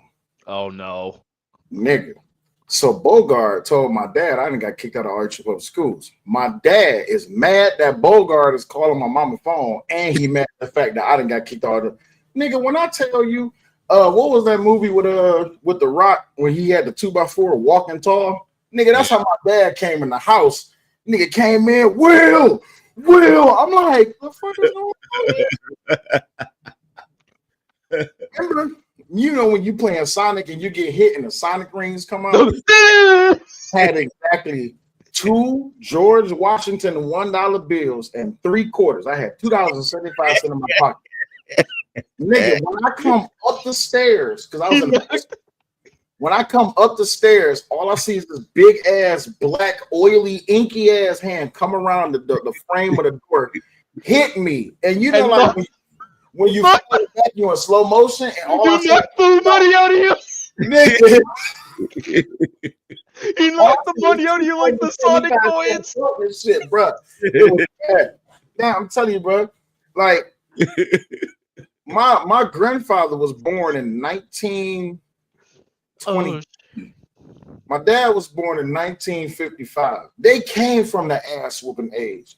So niggas who is like younger than me, when they be like, man, I had life so hard, I be like, not life so hard. What's the worst ass? Well, man, my mama, she hit me 3 times with the belt and took my PlayStation. Ah! Nah, they wasn't. Nah, your peoples. That wasn't the ass whooping era. That was the beating era. Yeah, you're right. That was the child abuse era. That was the beating era. That was the see. Here's the thing that these kids nowadays don't realize. We didn't get our Nintendo taken from us because, first of all, bro, we didn't have one. You got if you had one, right? If you had one, they didn't care what you did after you got your ass beat because at the end of the day, the ass whooping was so damn bad. You didn't want to do shit but lay in that room and you fucking hate you motherfuckers, you pieces of shit. Yeah, you sat in there, you sat in that room and cried and plotted your escape. Yeah, I did that. It was funny. My dad, when I was growing up, he broke 4 Nintendo 64s in the span of a year. And on my 5th Nintendo 64, I knew every hiding spot my dad had hit it. So even after he beat my ass, I knew where my Switch were. Not my Switch, my N64s. I snuck into his room after the ass beating and took it back. And my dad didn't question anything. Yeah, I never got a punishment like that. I never got a punishment where something was taken from me or I was grounded. Just my dignity. Or put in time out. I never got any of that. If I got punished, it was corporal punishment, right? You knew, AM, you know damn well your parents took your dignity from you at least once a week. Man, look, here's the thing. My dignity, I had so many men in my family, right? So in my family, there was like, I say about 3 girl cousins. The rest was like boys like me, right? So we all would get collective ass whoopings. You feel me? We would get those ass whoopings where punishment. Yeah, where we would have to line up and wait our turn for an ass whooping like you waiting for a bowl of soup. And hating to be the last one, you know that's the one that's getting it the worst. Wait, so you was in there like, please, sir, can I have another? You're standing there waiting for your ass whooping. For your impending doom. Yeah, and there was nothing worse than them making you watch the other siblings get corporal punishment, and you have to sit there and watch it happen knowing you're next. Actually, that was the only satisfying part of the ass whooping. Was even somebody else get their ass whooped. Wait, what you say? You be sitting there, look, you be like third in line, and the nigga that got you in trouble, he getting his ass whooped. You be like, yeah, you deserve that.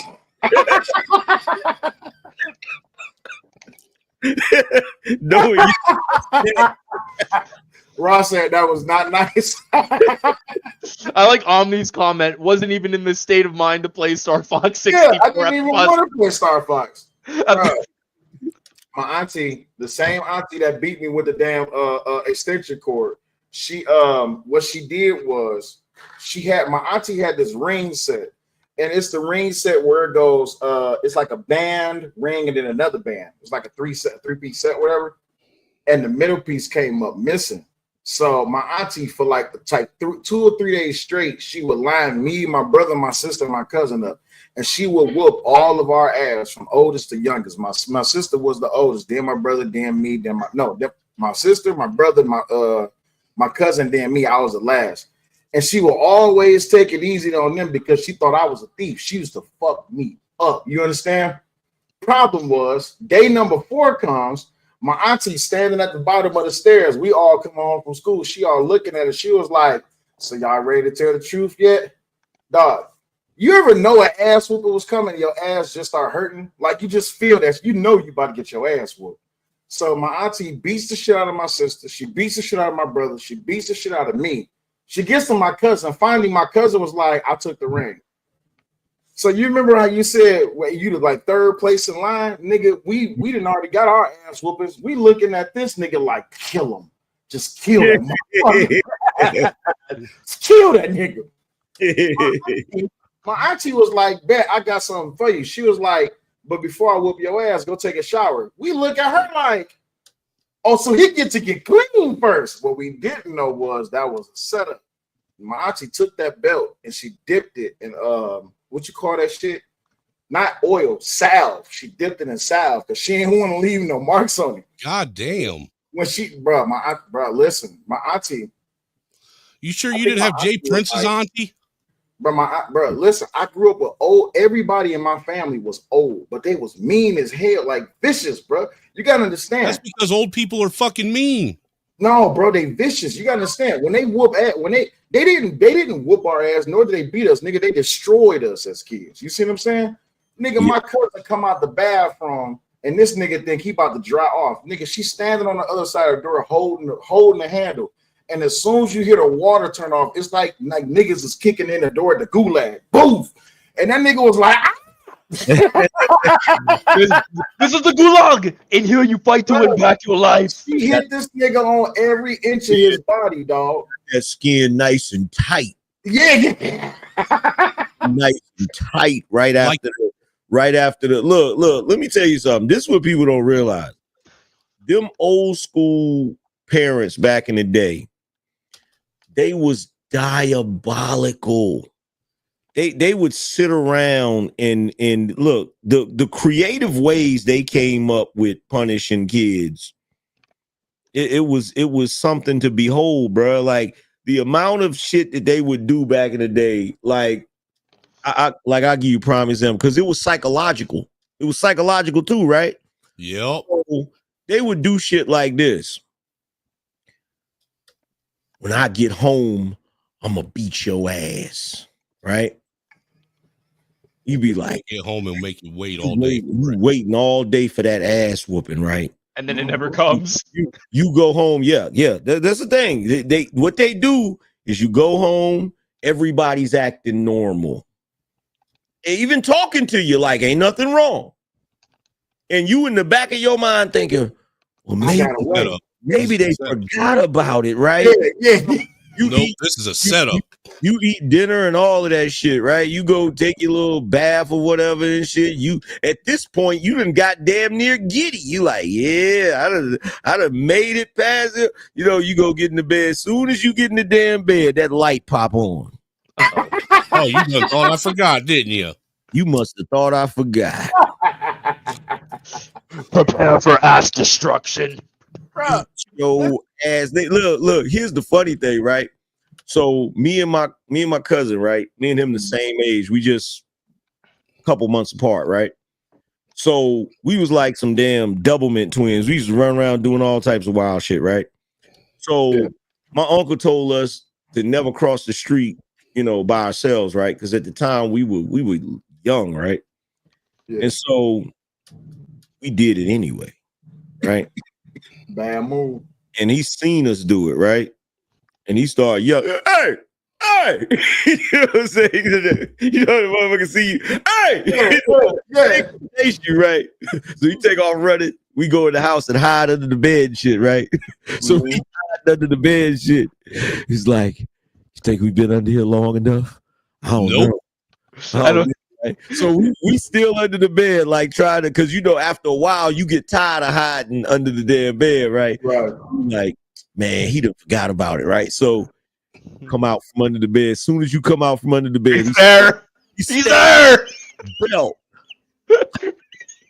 Bam! Like you come out and you freeze, like surprise, motherfucker! Surprise, motherfucker! Oh my God, Raw. She says worst punishment is being made to kneel on 3 grains of uncooked rice. Let me tell you something right now. My mom used to make me kneel on a fucking broom handle. Let me tell you something. If you ain't never, as a matter of fact, Kuiper, you the youngest, go get a piece of rice and put that bitch on the ground and kneel on that hoe. I guarantee you. Don't do it. Don't do it. You'll stay on that piece of rice too long. Let me tell you something. We had a teacher. Okay, this was one of the meanest old black women I ever seen in my life, nigga. You ain't never had a Filipino teacher. I'm talking about. Let me tell you something. I don't care what nobody say. I believe that woman I believe that woman trained people to beat slaves, my nigga. Like real talk. This woman, she was one of them old black ladies. Now, this is back in the day. Are you saying she was definitely a mammy? Look, this was back in the day before black women started wearing weaves and shit. So when they started going bald, they just was going bald and shit. You feel what I'm saying? Damn. But this black woman, let me tell you something. Nobody ever cut up in her class. They knew better unless they was new students, right? Yeah. I'm talking about the type of woman where if there's a new, like you know how you will get her class, but you already know how she get down from the legends. Yeah. Heard all of the stories and shit, and you don't get her class and you get it anyway. And then looking at your schedule like, yeah, and there's always one kid that don't know no better, right? So they do some shit and everybody just look at them like, oh fuck. Like, you feel me? So she would make niggas do the invisible chair.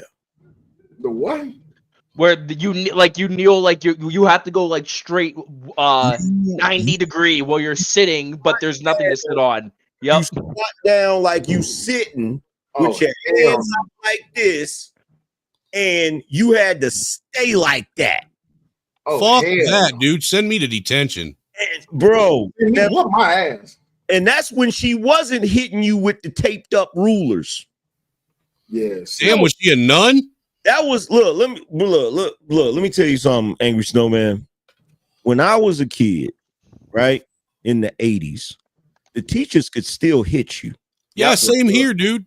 Bro, they would take rulers and stack them up and tape them bitches together. Matter of fact, you know that meme that you got with what's his name, Arnold balling his fist up? Yeah. I told you not to touch. It didn't fly for 1 second. It's not. Bro, that was me in 4th grade. Look, bro, that was me my whole childhood. I had a teacher that was the size of a house, bro. It's the size of a minivan, fam. I'm talking about this woman was one of the biggest women I ever seen. Matter of fact, there was 2 teachers in school like that, right? And guess what her name was, bro? Miss House. Her name was Miss Plenty. Miss Plenty? Plenty. Plenty of titties, right? Plenty. like plenty. Like that was her actual name, bro. Yeah. And this woman was big. I'm talking about super BBW. You feel what I'm saying? Just huge, right? So Pillsbury Doughboy. Worse. Was she one of them teachers that was so big when she come to look over your shoulder, her breastises would rest on your head and shit? Yes. Oh, hell no. So look, she would take you, if you got in trouble, she'll take you and she'll do your arm like this. And right here on your forearm is where she would hit you with the rulers and shit, right? Yeah. Bro, one day, I just had enough of that shit, bro. My fist balled up like old boy, and she seen it. She stopped. She was like, "Oh, you gonna hit me?" And I'm like, "Don't test me, bitch." I'm like, I was ready to mollywop her ass, bro. No. I did that to my kindergarten teacher on the first day. I don't remember entirely, but according to my grandmother, right? She said something to me, and I told her, "Go fuck yourself, you fat bitch." And everyone in the class froze. Nigga, you ever grabbed a belt in the middle of an ass whooping, dog? Yeah. Yeah. Yeah. It's like the worst sin you could ever commit. Like, because my dad tried to beat me with the belt when I was about 10 years old, but I learned his attack pattern, and every time he swung, I would evade. And he's like, "Oh." Sometimes it's just reflex, right? It's just you don't do it on purpose, right? And so when you do it, both of you first, they shocked. They like, and you're like. You're sitting there like, damn, it worked. No, in my mind, I'm like, I unlocked Ultra Instinct before Ultra Instinct was a thing. The problem was is that when you did it and you didn't recognize you did it, you want to take it back. You see what I'm saying? So, like, nigga, my dad was beating my dad was beating Jesus into me and out of me. You see what I'm saying? And this nigga, like, my dad had this move because my dad was right-handed. So he would take his left hand and he would grab your left hand. That way he got the perfect spin. He got the centripetal force of the belt in your ass, right? And when that didn't work, like, he would trip you. Like, he would always use his left foot. Like, after like a good 3 or 4, didn't I tell you? Next thing you know, here come the trip. So this nigga went to trip me and I jumped over his foot. That nigga let me go and like did a spin around the back slap with the belt. But I caught that bitch. And when I caught it, when I caught the belt, that nigga froze in time and he just stared at me. And I didn't recognize what the fuck was going on. So as I'm holding on to the belt, I start to walk backwards and my pop didn't move. Nigga, I seen my mama. I looked at her, I said, Ma, and she was like, run. What the hell you mean? Run. Because next thing you know, he comes flying at you. My dad was stuck because my dad was just like the look on his face, like, did this little nigga just, you know what I'm saying? Bruh, I went out the house and I was standing outside. When I came back in, nigga, my pop was sitting on the couch. He was smoking a cigarette. When he got done smoking a cigarette, that nigga stood up and said, okay, son, I get it. You too old for belts. And I'm thinking to myself, like, oh, he got the message. Wrong message to get. That nigga came with the knuckle sandwich. Pow! Since you too old for belts, I got you. Mind you, I'm 9, nigga. Like, y'all understand. After he hit you with Tatsubaki's a bookend. Dog, I'm telling you, like, parents, like, when I hear kids, my mom took my tablet. That's it, nigga. I didn't get my first cell phone, bro. Do you remember what was it called? The Motorola, the Razor. I had to buy my first cell phone, and it was a Nokia. I got the Firefly, Razor, bro. A week because I was notorious for skipping school. This is what I would do. I did this for 2 years straight. I would go the first hour and skip all the school, and then because I used to be in ROTC, I used to stay in ROTC all day. And nigga, my mom came to parent-teacher conference one year, and nigga, like, she was like, "Oh well, show me around all your teachers." I'm like, all right, cool. So I'm trying to bribe my teachers with like the puppy dog eyes. I'm like, you know what I'm saying? Like, lie for me, nigga. Ain't just say I'm here. Just say I was here. They pulled the books out, nigga. Oh, I haven't seen your son since last year. And my mom would be like, "What you mean? I send him to school every day." And I'm just looking at him like, come on, man, just lie for a nigga. You know, lie for a nigga. My mom was like, all right, cool. I'm thinking my mom was like, all right, she has recognized that I just don't like school. What I didn't know was my mama was texting my dad like, this nigga ain't been to school all year. Nigga, my dad come home. This nigga is cool as a jaybird. Hey, son, how was school? I said, school was good. Yeah, well, what'd you learn today? Here I am lying. I done looked some shit up. Asking you all the questions like, so what you He like saying, your ass never learned that when they ask you, they already know the answer. Exactly, bro. This is where the psychological aspect that AM was talking about. Psychologically, our parents wasn't shit. They would ask you shit that they already know the answer to. So my dad was like, "What you learned in school today?" And I'm lying like a motherfucker. We learned about Martin Luther King, and we learned like Bishop Tutu and all these niggas shit like that. Nigga, my dad is sitting there. He was like, "Oh, so that's what you learned?" I said, "Yeah." So this nigga was like, "Yeah." He was like, "Yes, I heard in history class y'all learned about aerodynamics. Ain't no fucking aerodynamics in history." I was like, "Yeah, we learned about aerodynamics." This nigga came off the couch with like one of the most beautiful Mike Tyson like uppercuts. Nigga caught me square. He didn't catch me in the chin. He didn't catch me in the chin because I tried to back up. He caught me in the nose, nigga. And the nigga pushed my nose all the way up. Like, nigga, I thought my nose was in my ass. That's how hard he hit me. This nigga laid me the fuck out. And as I'm on the floor, spread eagle and shit, my dad is just looking at me. He was like, "Get your bitch ass up." And I couldn't believe he said it. I'm like, "You called me a bitch?" Like, wait, like, can't you just beat me? This nigga was like, no, get your bitch ass up. Like, bitch. No, bro. Oh, Check you gotta this play out. the clip now. You gotta play the clip. He sent you floating in the air. Hold on. Check this out. So my cousin that I used to hang out with all the time, right? He 1 year older than me, and he a alpha. 1 year older than me, right? So one day, I got two stories about this nigga. So one day, you know it's bad when you got two stories about the same nigga. Also, hang on. It's not child abuse. It was rite of passage. Now keep in mind, we was grown at this point.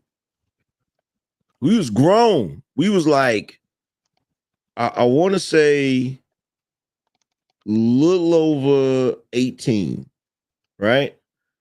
So we was out, right? Now, unbeknownst to me, his people had already told him, you should come in this house all times of night, right? I don't know this shit, right?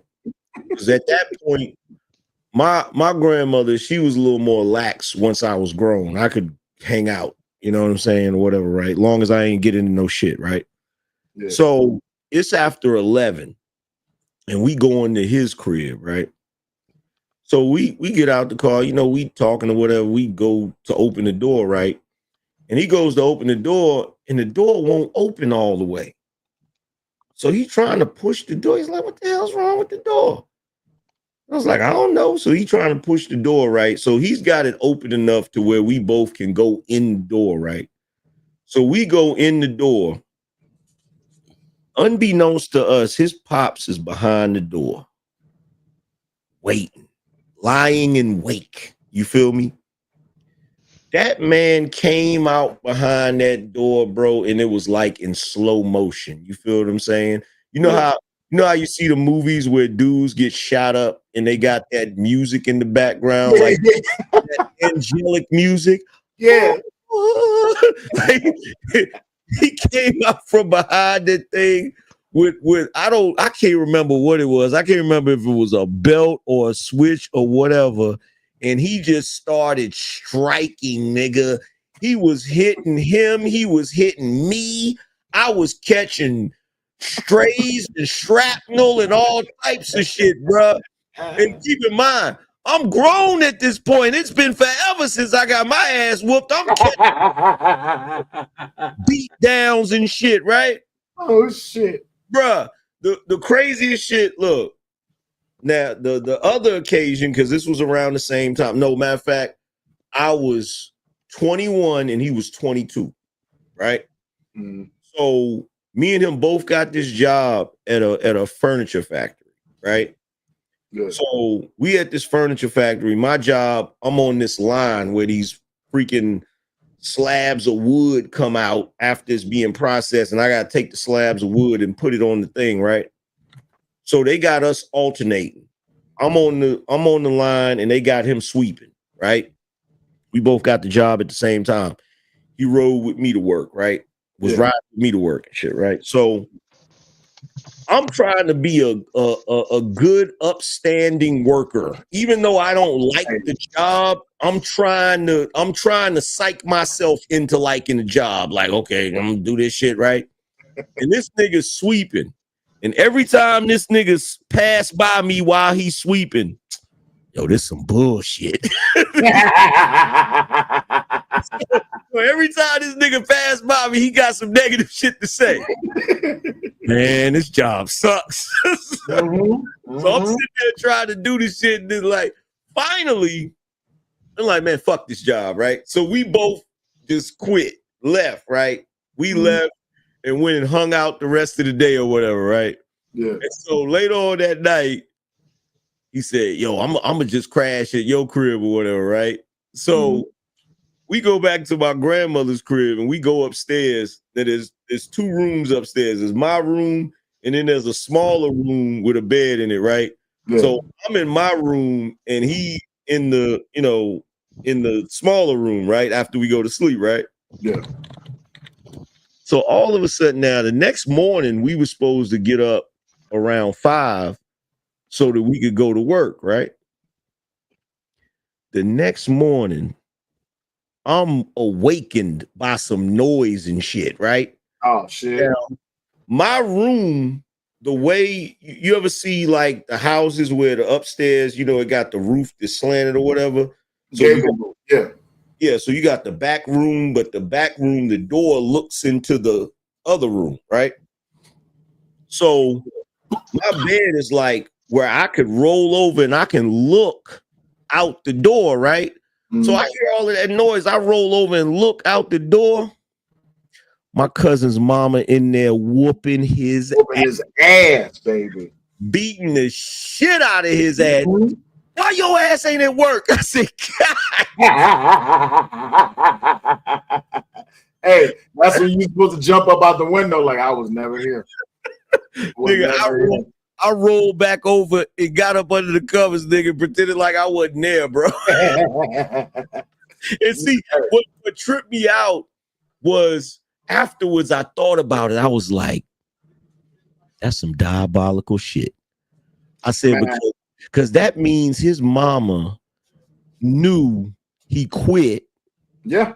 And came to my grandmother's house early in the morning. Mm-hmm. My grandmother let her in knowing what she was getting ready to do. Of course. But now the real question is, how did she know he quit? Man, you gotta understand something about back in them days, right? When I got my first job, my dad is what helped me get my first job. This nigga took me up to the spot, and what I didn't know was my dad had my supervisor's number and vice versa. So when I would fuck up at the job, the supervisor would call my dad. You see what I'm saying? Yeah. So I never forget, nigga, I had fucked up at the job and I didn't know that the supervisor called. Nigga, the supervisor, my job was, I worked at KFC, which was like, I don't know, 4 blocks away from the house. Nigga, between the time I left KFC and I made it home, nigga, my supervisor then called my dad and told this nigga everything. This nigga left the job, came back to the house, beat my ass, went back to the job, worked. Something at work pissed him off. He came back, fucked me up again. Like, bro, you gotta understand, back in them days, parents, they didn't care, man. I think I got this is my worst and my last story. And as soon as I tell this story, I'm deleting this stream. So I get suspended from school, right? I'm legendary for getting suspended and then going right back to school and getting suspended right again. Right? I would get suspended within the first 2 hours. I guess come back to school. I get suspended. I go to school and I get suspended within my third hour. I'm suspended and shit. Right? My dad literally just brought me back to school. So this was like AM, you know what Detroit weather is like in the winter. Snow high as hell, it was cold as fuck, blowing like a motherfucker. I'm going to Osborne right there on 7 Mile. And the principal calls my mom, was like, yeah, Mr. Will, he unfortunately got suspended again. He can't stay in school all day. Can one of y'all come pick him up? My mom was like, let me call his dad. Called my dad. My dad called back to school, was like, make that little nigga walk home. I'm like, fuck. So it's 10th grade. I walk home. I get home. Hold up for a second. Stay over there, boy. It's 10th grade. I walk home. I get home. I'm thinking, all right, I'm about to get fucked up. It is what it is. Nigga, my mama is downstairs in the basement, plunging the toilet. All right. I want y'all to remember, I said my mom was like 5'5", 110. She's plunging the toilet. My mom was like, get your black ass, get your motherfucking ass down. All right, here we go. This motherfucker. I come down the stairs. My mom was like, what the fuck? You just got your black man unfiltered. What up, though? She's like, you just got your ass back in school. How the fuck you get suspended? She back to plunge in the toilet. I'm like, man, word to word, woo to woo, what the what? I can't remember whatever dumb shit I said. Whatever it was that I said made my mama do this shit. AM, she's plunging the toilet, okay? Mm-hmm. Shit in the toilet. She hit you with the plunger, didn't she? Not just hit me with the plunger, nigga. She didn't come up and then swing the plunger back and then hit me, nigga. She came straight up out the toilet, nigga. I had on a white. This is back in the day when long white tees was a shit. Niggas used to wear the Band-Aid on the eye. Niggas thought they were belly and shit. Straight out the toilet, nigga. Swat. I'm like, oh. And I bet you still did it again. Because it didn't hurt. You see what I'm saying? It hurt your fucking pride, didn't it? It don't hurt physically. It hurts psychologically. It hurts was your just soul.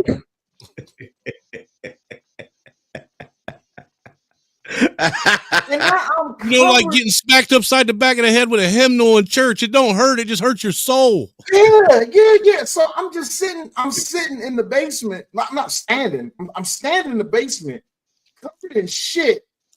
And I just got hit with a punch. Like you ever hit somebody with a rubber ducky? That's what it felt like.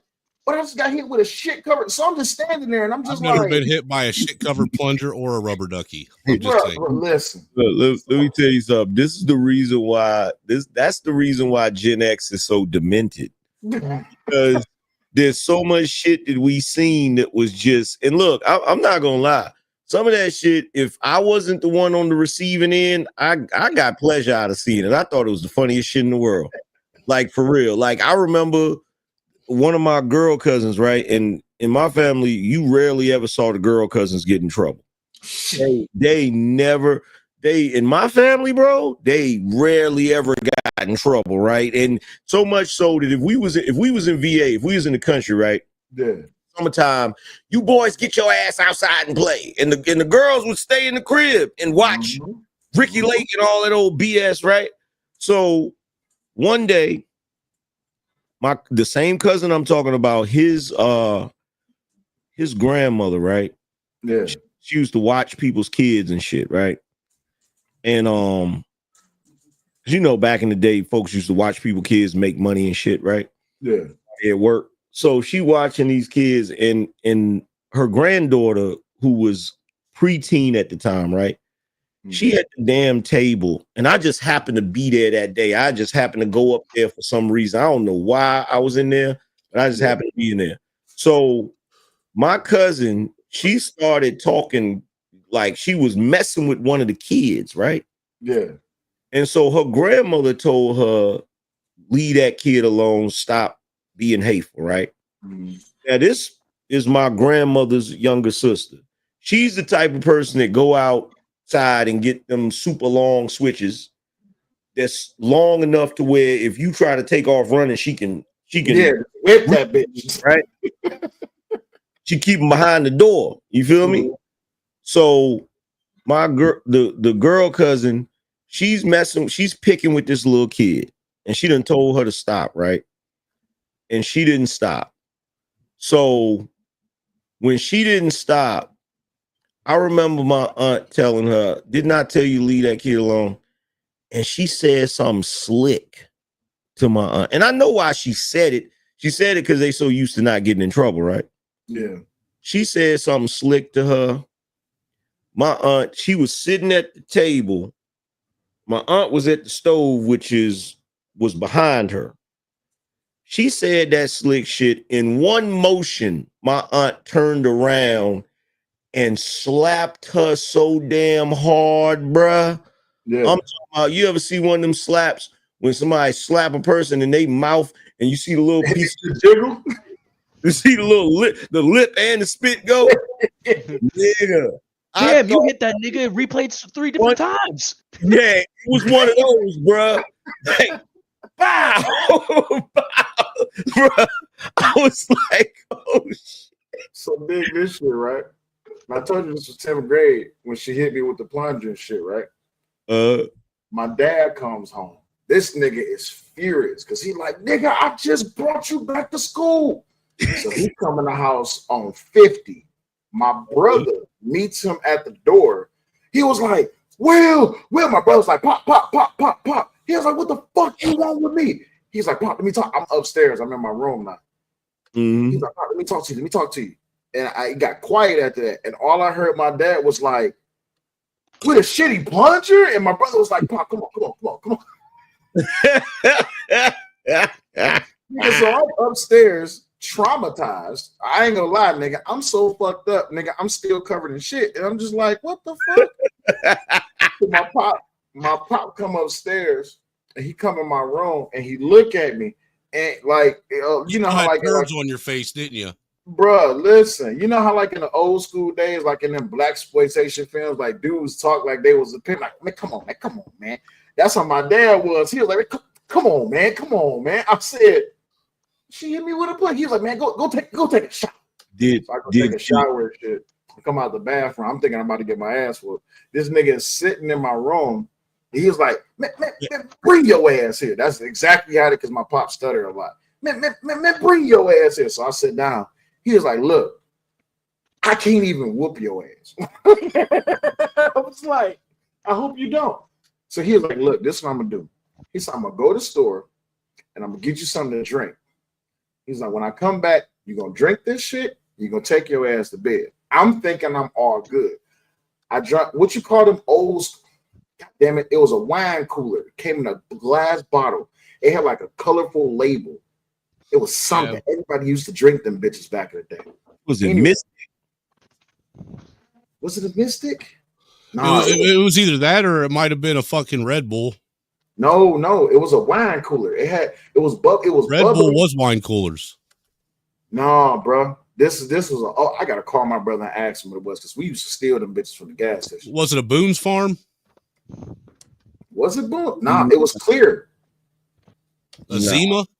Seagram's. That's what it is, right there. Seagram's. That's what it was. I drinks the wine cooler. I go to bed. I wake up the next day. My pop is standing in the door. He got his arms folded. He's like, "You good now?" I said, "Yeah, I'm good." He's like, "All right, come on. I want you to come help me unload this shit off the truck."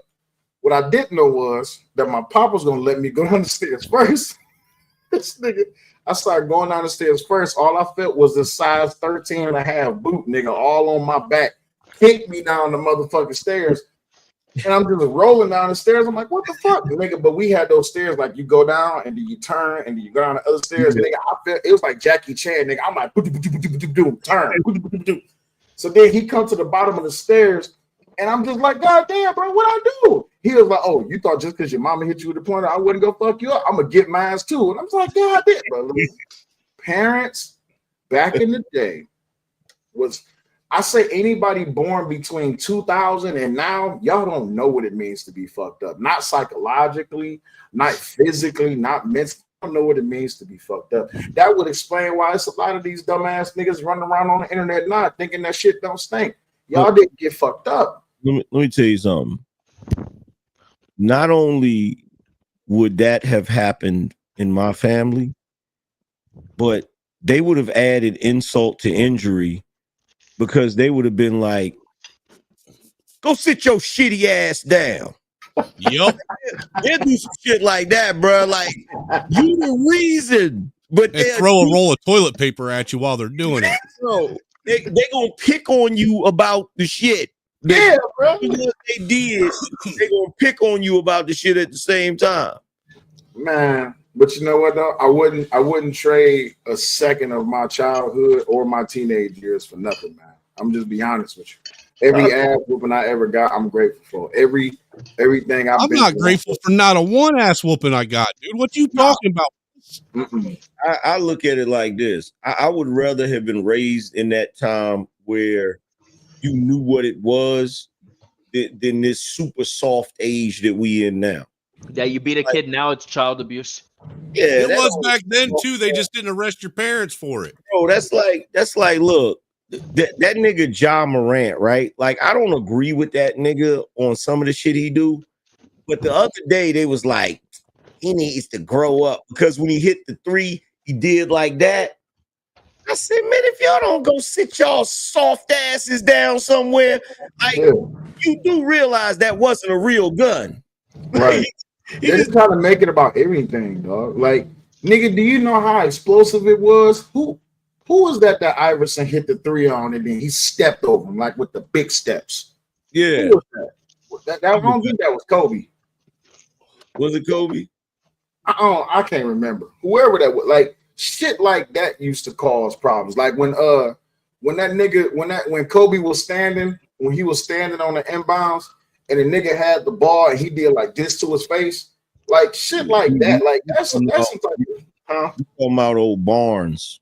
Barnes when he shoved the balls, and it's like, nigga, I grew up in the day and age when shit popped off, it was natural. Like the Malice at the Palace, I was there that day. We did the color guard for that day, for the game that day. That's what I'm used to.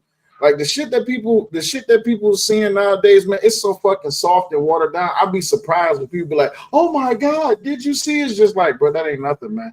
Like you ain't never seen a motherfucker get rolled down. Like nigga, I still know like niggas who was trying to bring back the best friends of Detroit. I still know motherfuckers who was trying to who was still repping BMF. I seen niggas get ran down on for real. Like Man, come out of school and watching niggas on the other side of the street, 50 Zone and 7 Mile and then Van Dyke and all of them niggas.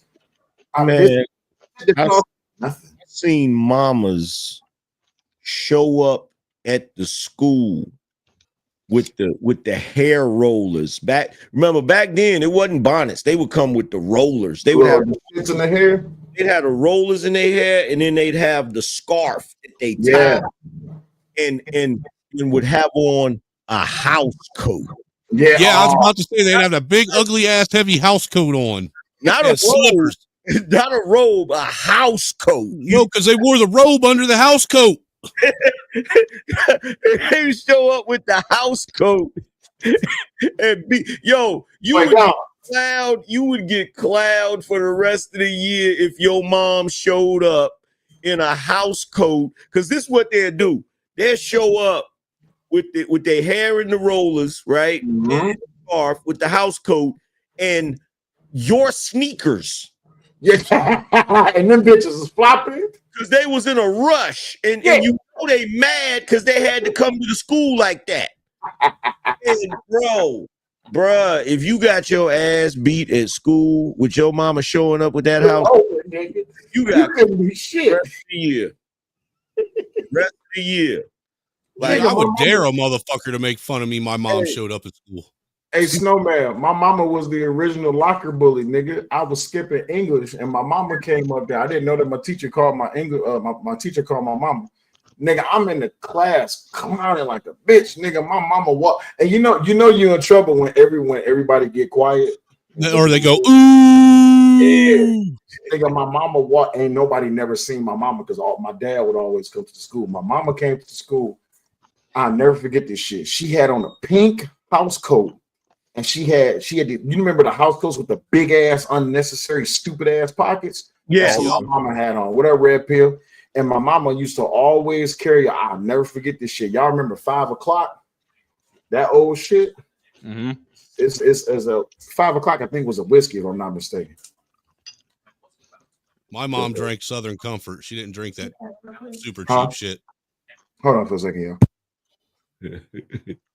Them damn house coats with them big ass pockets. Dude, them damn house coats, period. I mean, how did they convince women to wear a house coat? Just to beat the fucking daylights out of you. Hey y'all, I gotta switch. I'll be right back. I'm being too loud. Having too much fun. Auntie's like, get your ass. Angry Man is not laughing at me. Don't laugh at that. Actually, the last few streams that we've had up here, man, I'll have be actually right been back. pretty fun and chill. Them damn house coats, man. That shit to me, that shit is funny as hell. You want to know what the worst fucking psychological fucking torture you can go through as a kid? What's that? When you grow up poor for one, and you live in a wealthy town, then you're like one of only 2 families on welfare. All right. Mm-hmm. But to top it off, when your mom goes to the community garage sale to buy you your new school clothes for the year, mm-hmm. and the first fucking outfit you wear to school ends up being someone in your class, and in your class is old gear from last year. Damn. And have to go to school wearing your peers' old gear as your new gear. That's crazy. That shit was diabolical, man. That's crazy. See, what I used to do is I used to try to compromise, right? So if you could get you try to go school shopping, you try to get some inexpensive shirts, right? Like whatever you could, like you would have, you could only get, whatever, right? I got it. I think I got it. So you try to get. No, because you don't have a picture. We can hear you guys. Because my camera is. Yeah, so you would try to get what you could get, but you would have like, so if you got some jeans, you would get maybe 2 pairs of jeans and you try to cycle them shits out. Like Yeah. you try to cycle them out, right? And so like I'm gonna tell you what I ended up getting, which helped me out, right? So we was living off of my grandmother's Social Security, right? So it finally got to the point where I could get a decent pair of sneakers, right? Right. So I would get that one pair of sneakers for school, and them shits would have to last me until the next year. Christmas? Like no, the next year. Like How many, I, AM, when you was growing up, how many summers did you go without shoes as a kid? All right, y'all. I'm back. I got yelled at. Because if you're saying that, I know you had to suffer that shit like I did, because I got me and my sister got shoes twice a year, once at the beginning of the year and once at Christmas. Can y'all When hear summer me? vacation was around, if we ended up Yeah. you know, basically wearing our soles out to where we couldn't wear our shoes, we went barefoot until school started. Yo, I only got a pair of sneakers once a year. Y'all got sneakers? Like, Well, if that's what you want to call them, I ended up getting stuck wearing like Voits and shit like that people would laugh at me for wearing. Nigga, I got Goodwill. I don't know what y'all talking about, nigga. My mama At least was at Goodwill, you can find name brand shit there. bullshit, nigga. Do you know I wear penny loafers and motherfucking flooded pants with goddamn? Hey, you know what? Where I went to school, you'd have been popular wearing penny loafers. Man, get the fuck, nigga. I'm listen. Angry Snowman, I need you to understand something. I went to a predominantly black nigga ghetto school. Okay, you can't show up to school wearing penny loafers with flooded, not with your ankles showing, bro. You see what I'm saying? Like, do you know how off it looked to show up in penny loafers with flooded pants and a t-shirt? Dude, you know how you off look it looked? Like I was just telling Angry Man, you know how off it looked when you go to school the next year and your new school clothes is everyone in your class's old school clothes? Look, let me tell y'all something, right? And I told this story on my channel, right? So I had this one cousin. Both his parents had good paying jobs, right? Yeah. In fact, his pops even had a dump truck, right? So every time the Jordans came out, this nigga got the Jordans. I'm talking about in his face every time he got him too. Yeah. I hated his ass, right? So I get clown for my sneakers, right? So yeah, I got fed up because like my uncle had sent me the white Adidas, right? You remember the white high top Adidas? Yeah, I do. Yeah, I remember the motherfuckers. So my uncle had bought me a pair and sent them to me, right? And I wore them freaking Adidas so long that when it came time for me to go to school again, my grandmother didn't have any money for me to get sneakers. So she took, the kiwi shoe dye. Yeah. Yep. She took the kiwi shoe dye and dyed them black, right? And so I wore them motherfuckers to school, right? And look, I'm telling you right now, I used to fight niggas over them shoes, right? Niggas picking on me, right? So what ended up happening is my grandmother, she got a raise in her Social Security because my grandfather passed away, right? Mm-hmm. Because they had been separated. But when he passed away, she started getting his Social Security too. So then she got a little more money. And I had to explain to her, because my grandmother was born in 1922. She don't know nothing about Foot Locker, none of that shit, right? Yeah. So I had to explain to her, look, I can't get shoes from Payless or whatever.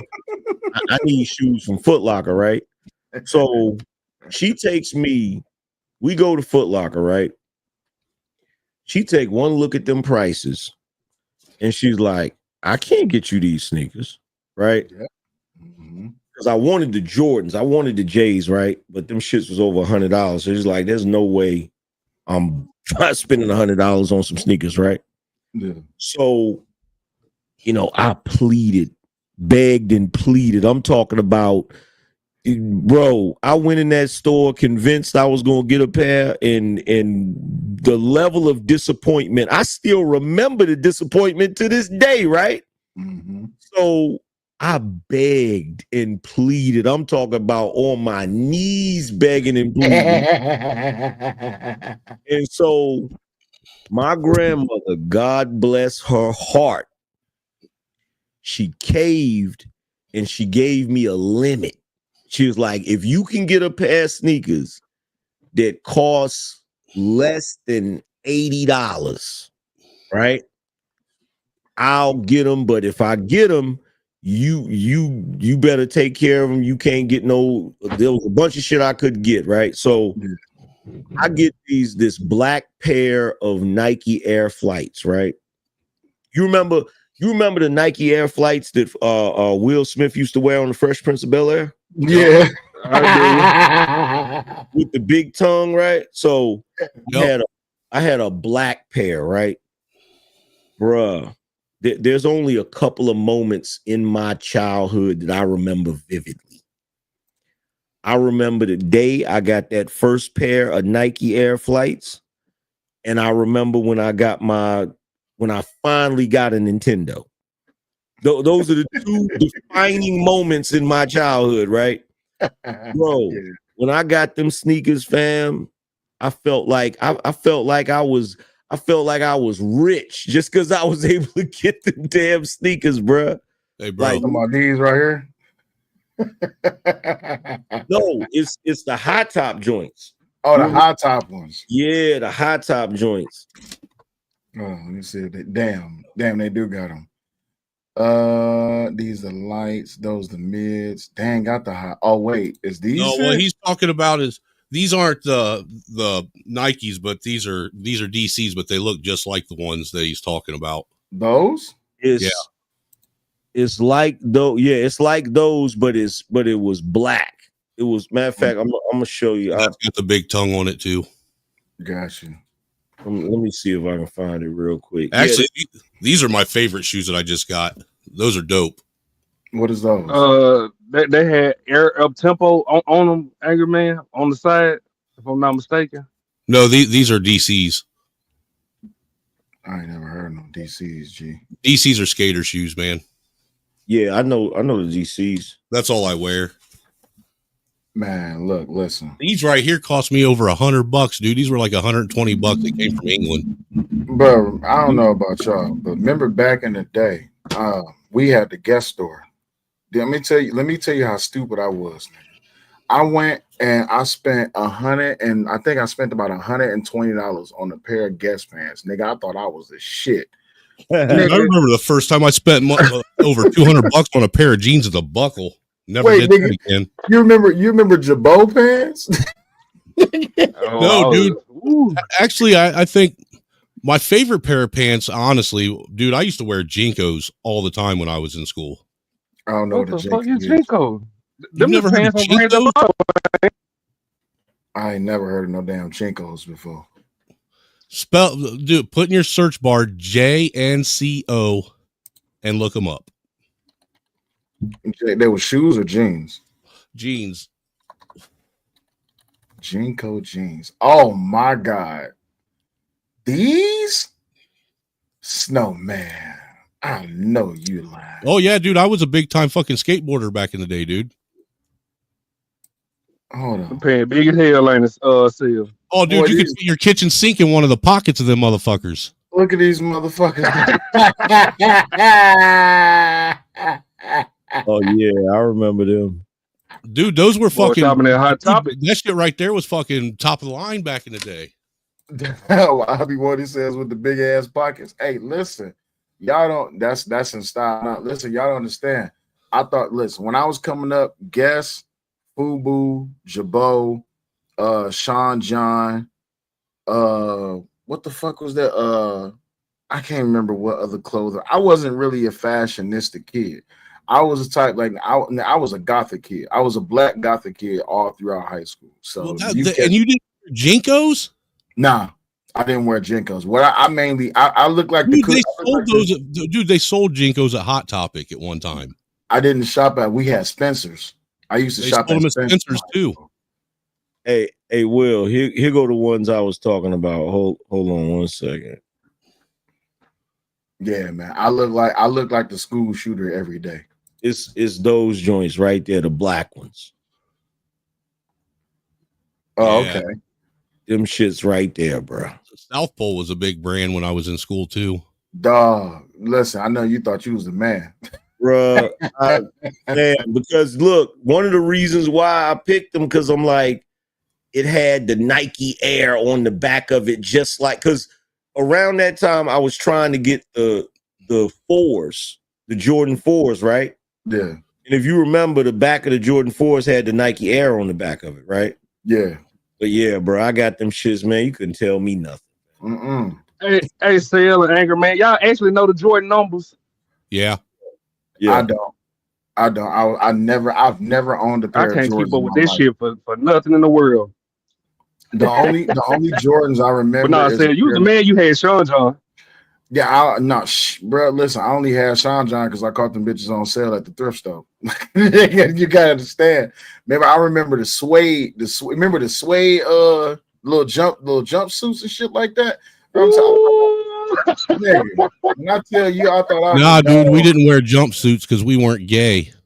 But fuck you, nigga. No, I'm gonna tell you. When the blue and when the white and the navy blue Air Force Ones had first came out with the blue on the bottom and the all white on the on the body of the shoe, them things cost about $150. Hey, Sal, hold on, bro. I gotta read this. I gotta read this super chat Okay. that Uncle Buck sent me, bro. Mm-hmm. Shout out to Uncle Buck with the $50 super chat. He said, I cooked my grandson's ass with that fresh out the tub wet. I had a Bible in one hand and a belt in the other. Damn. God damn. His mama begging for his life, but she brought him to me after the whooping. He stopped being hard-headed and was reading books. He said, "Get a Bible in one hand." Scared straight for real. Bro, could you imagine getting your ass beat in the name of Jesus with the Bible? Ashton, what's the worst ass whooping you ever got, bro? I think the worst ass whooping I got was I got to fighting at school, and it wasn't my fault really. We were playing the dozen. You know, back then your mama told you don't be up there talking jokes, and Yeah. goddamn we got to fighting. And so it wasn't my fault. So the principal said, if I come back to school, she said if I could get the people who was there and witness it to come back and say I didn't start it, then I come back to school. None of them niggas will write a letter and say it wasn't my fault. So sounds like it was your fault then, Ashton. Like it was your fault. No, it really was. Okay, so it would be you know how the schools integrate and it be the people from the like outside of town and they move the schools in. One of them niggas had came and the nigga used to always just be smiling at me. I'm like, man, this nigga gay. And we just playing. We weren't calling it gay for real. And so then it was me and he got into it with me and my homeboy. He caught my homeboy in the bathroom, spit on him. So my homeboy told me, he was like, man, that nigga taking this shit for real. Man, he spit on me. So I seen the nigga in the cafeteria. I'm like, hey, bro, I see the joke went too far. I apologize. The nigga stuck his finger in my food. I said, all right, I see you a little hyped up. I used to still mad. So I'm going to let this shit ride. I told a piece of the chicken sandwich off and turned the sandwich to the side. I'm like, all right, I'm going to let this shit ride. The nigga did the shit again. So I swung across the table on his ass. I missed, got up, took my jacket off, took my backpack off, ran across the table, just sticking his ass, left and right, left. But the nigga kept getting back up, Sam. Like, I thought that nigga was the Terminator, how fast he kept getting back up. And so the teachers finally grabbed me and shit. We had to go to jail.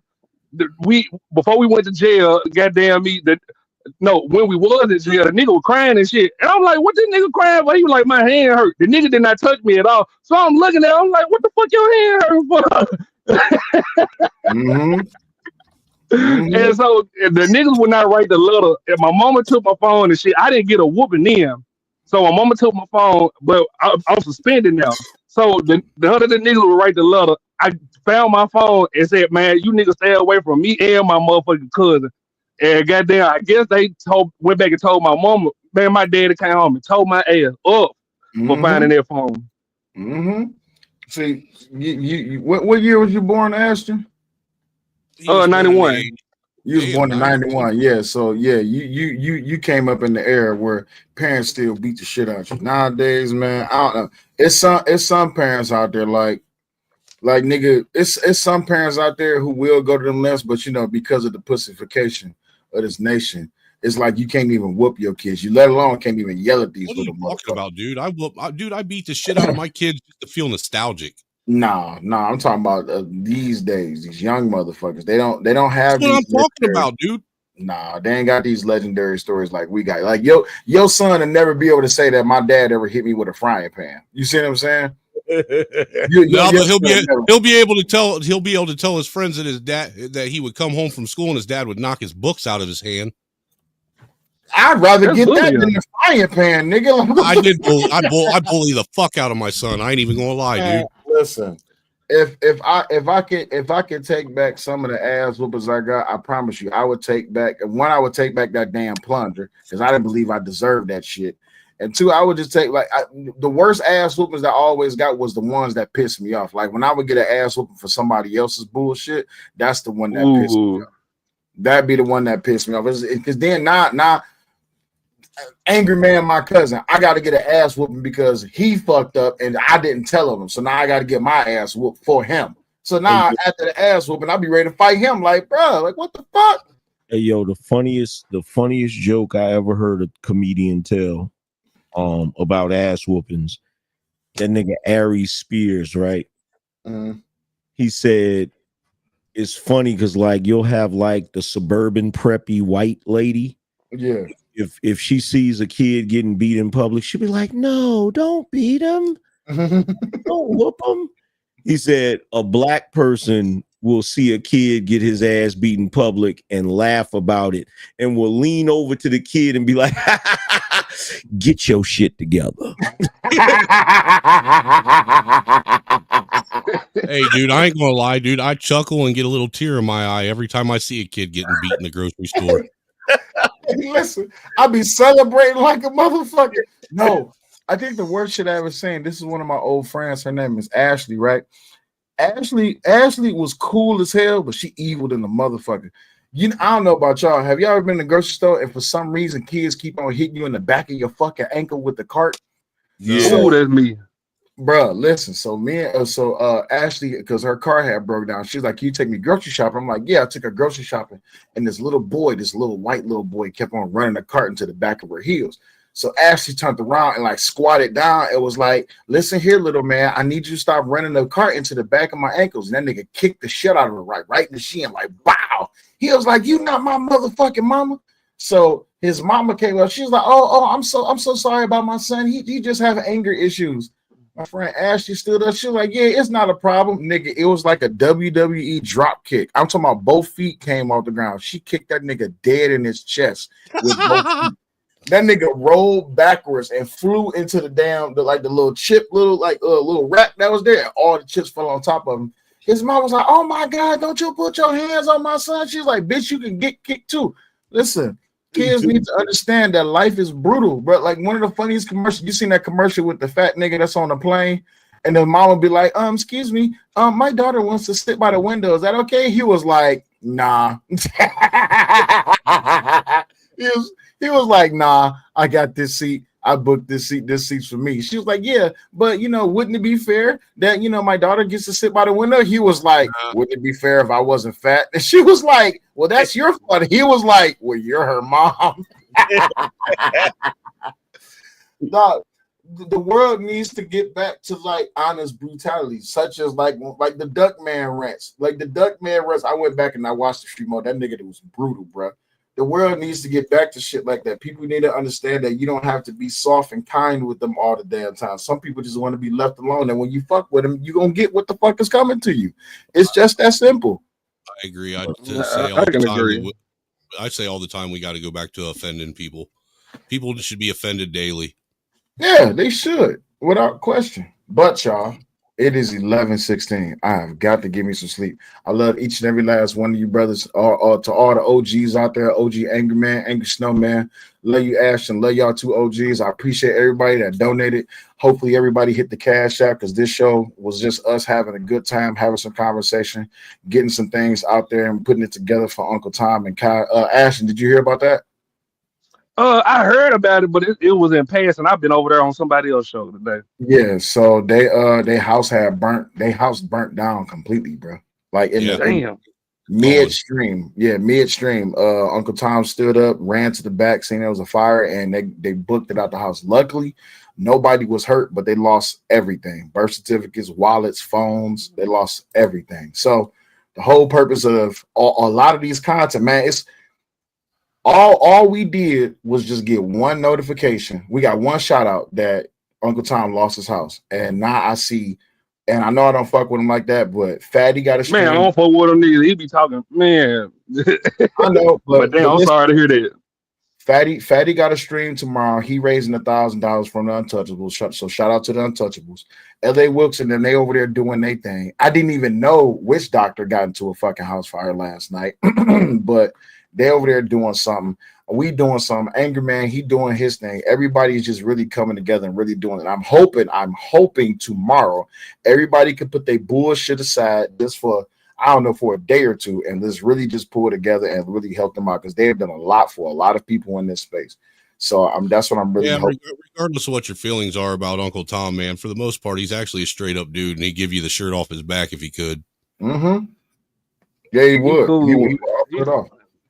He cool when you can't see that tongue ring in his mouth. Yeah, all right, brother. There you go. See, you always gotta make it about the tongue. Why you fixated on the tongue? Yeah, but hey, man, I think he's cool when he's not trying to appropriate my white culture like Angry Man is trying to do with that fucking fake Irish shit. First of all, I'm just clowning you, man. I'm just clowning. Angry Man's beard. I think ain't your beard naturally black? Well, it used to be black before you got gray, but it was naturally black, right? No, it was dark brown. But it was like a brownish red. You a redhead? Yeah, when I was a kid, I was a redhead though. It just as I got older, it got darker, so it got a little darker brown. Could you imagine the shit they was giving Angry Man back in them days? You was light skinned with red hair. Oh, that dude was getting all the pussy when he was younger. So hey, let me ask you, cause my dreads turning brownish instead of I ain't old as hell or nothing like that. But Angry Man's like, white, dude. Hey, dude, AM's white. He don't know nothing about no dreads. No, I'm just saying, as you get older, instead of your hair turning gray, it turned like a different color. How did I know you feel some type of way about that? I don't know. It's what it is. No, honestly, I don't know about you, AM, but what bothers me about gray hair is how coarse they are. Yeah. That's the only thing that bothers me. They don't have the same texture as regular hair. No, yeah. This is the scary part, nigga. You wake up and find your first gray hair. It's like, what the fuck? Motherfucker, I had my first gray hair when I was 25. No, nigga. Yeah, that boy stressing. He will. Oh, you was a redhead. Yeah. No, he wasn't just a dude. Like literally, your head was red. Real, like you was a redhead. Oh man, see, dog, like the way like Malcolm X had red hair. I was literally just about to say that because Malcolm X had red. A lot of people don't know that nigga had red hair. But dog, we used to pick on niggas, all the like light skinned niggas that used to come in our class. Like nigga, we was dark as hell. Like nigga, you remember the punk ass days? Like don't get me wrong, there was the best days of school when the teacher would roll in that cart with the TV on it. You knew it was a party, right? Mm-hmm. Nigga, when she turned the lights off, or a nap.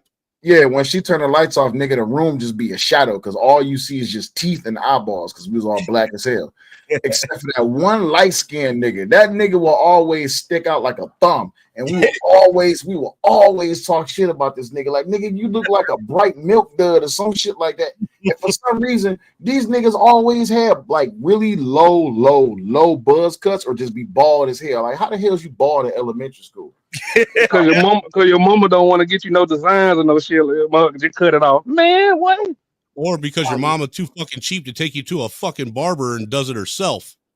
Nigga, those was no nigga. When mamas thought they was the shit because they used to cut their sons' hairs, but them niggas was like the mamas was using them overgrown scissors, like them shears and shit.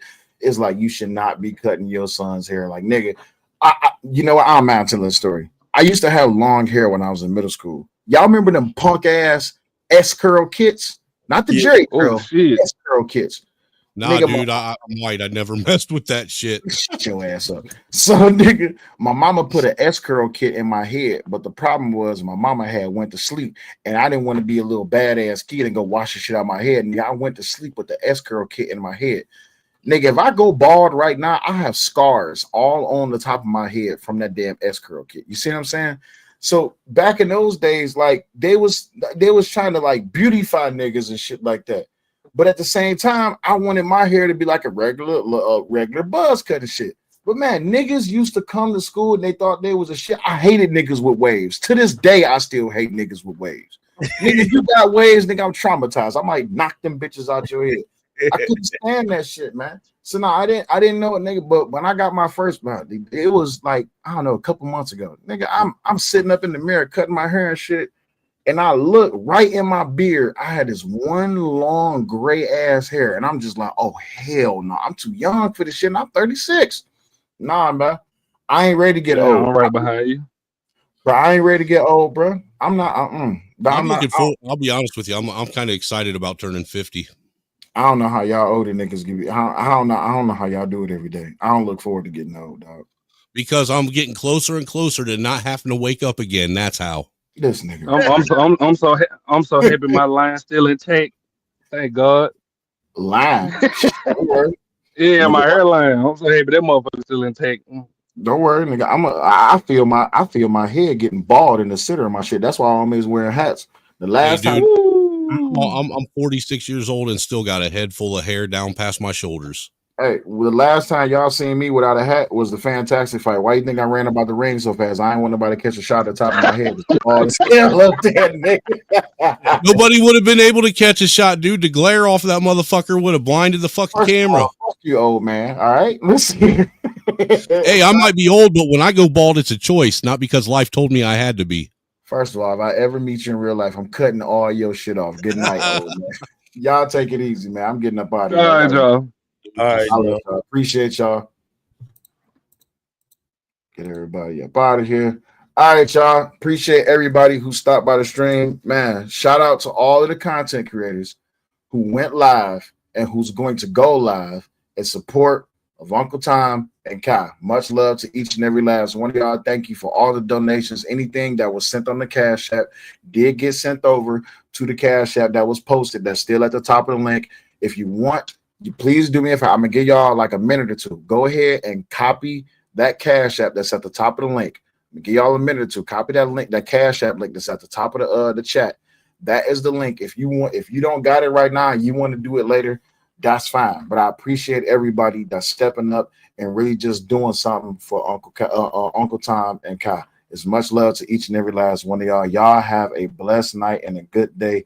And deuces. Y'all have a good night. Goodbye.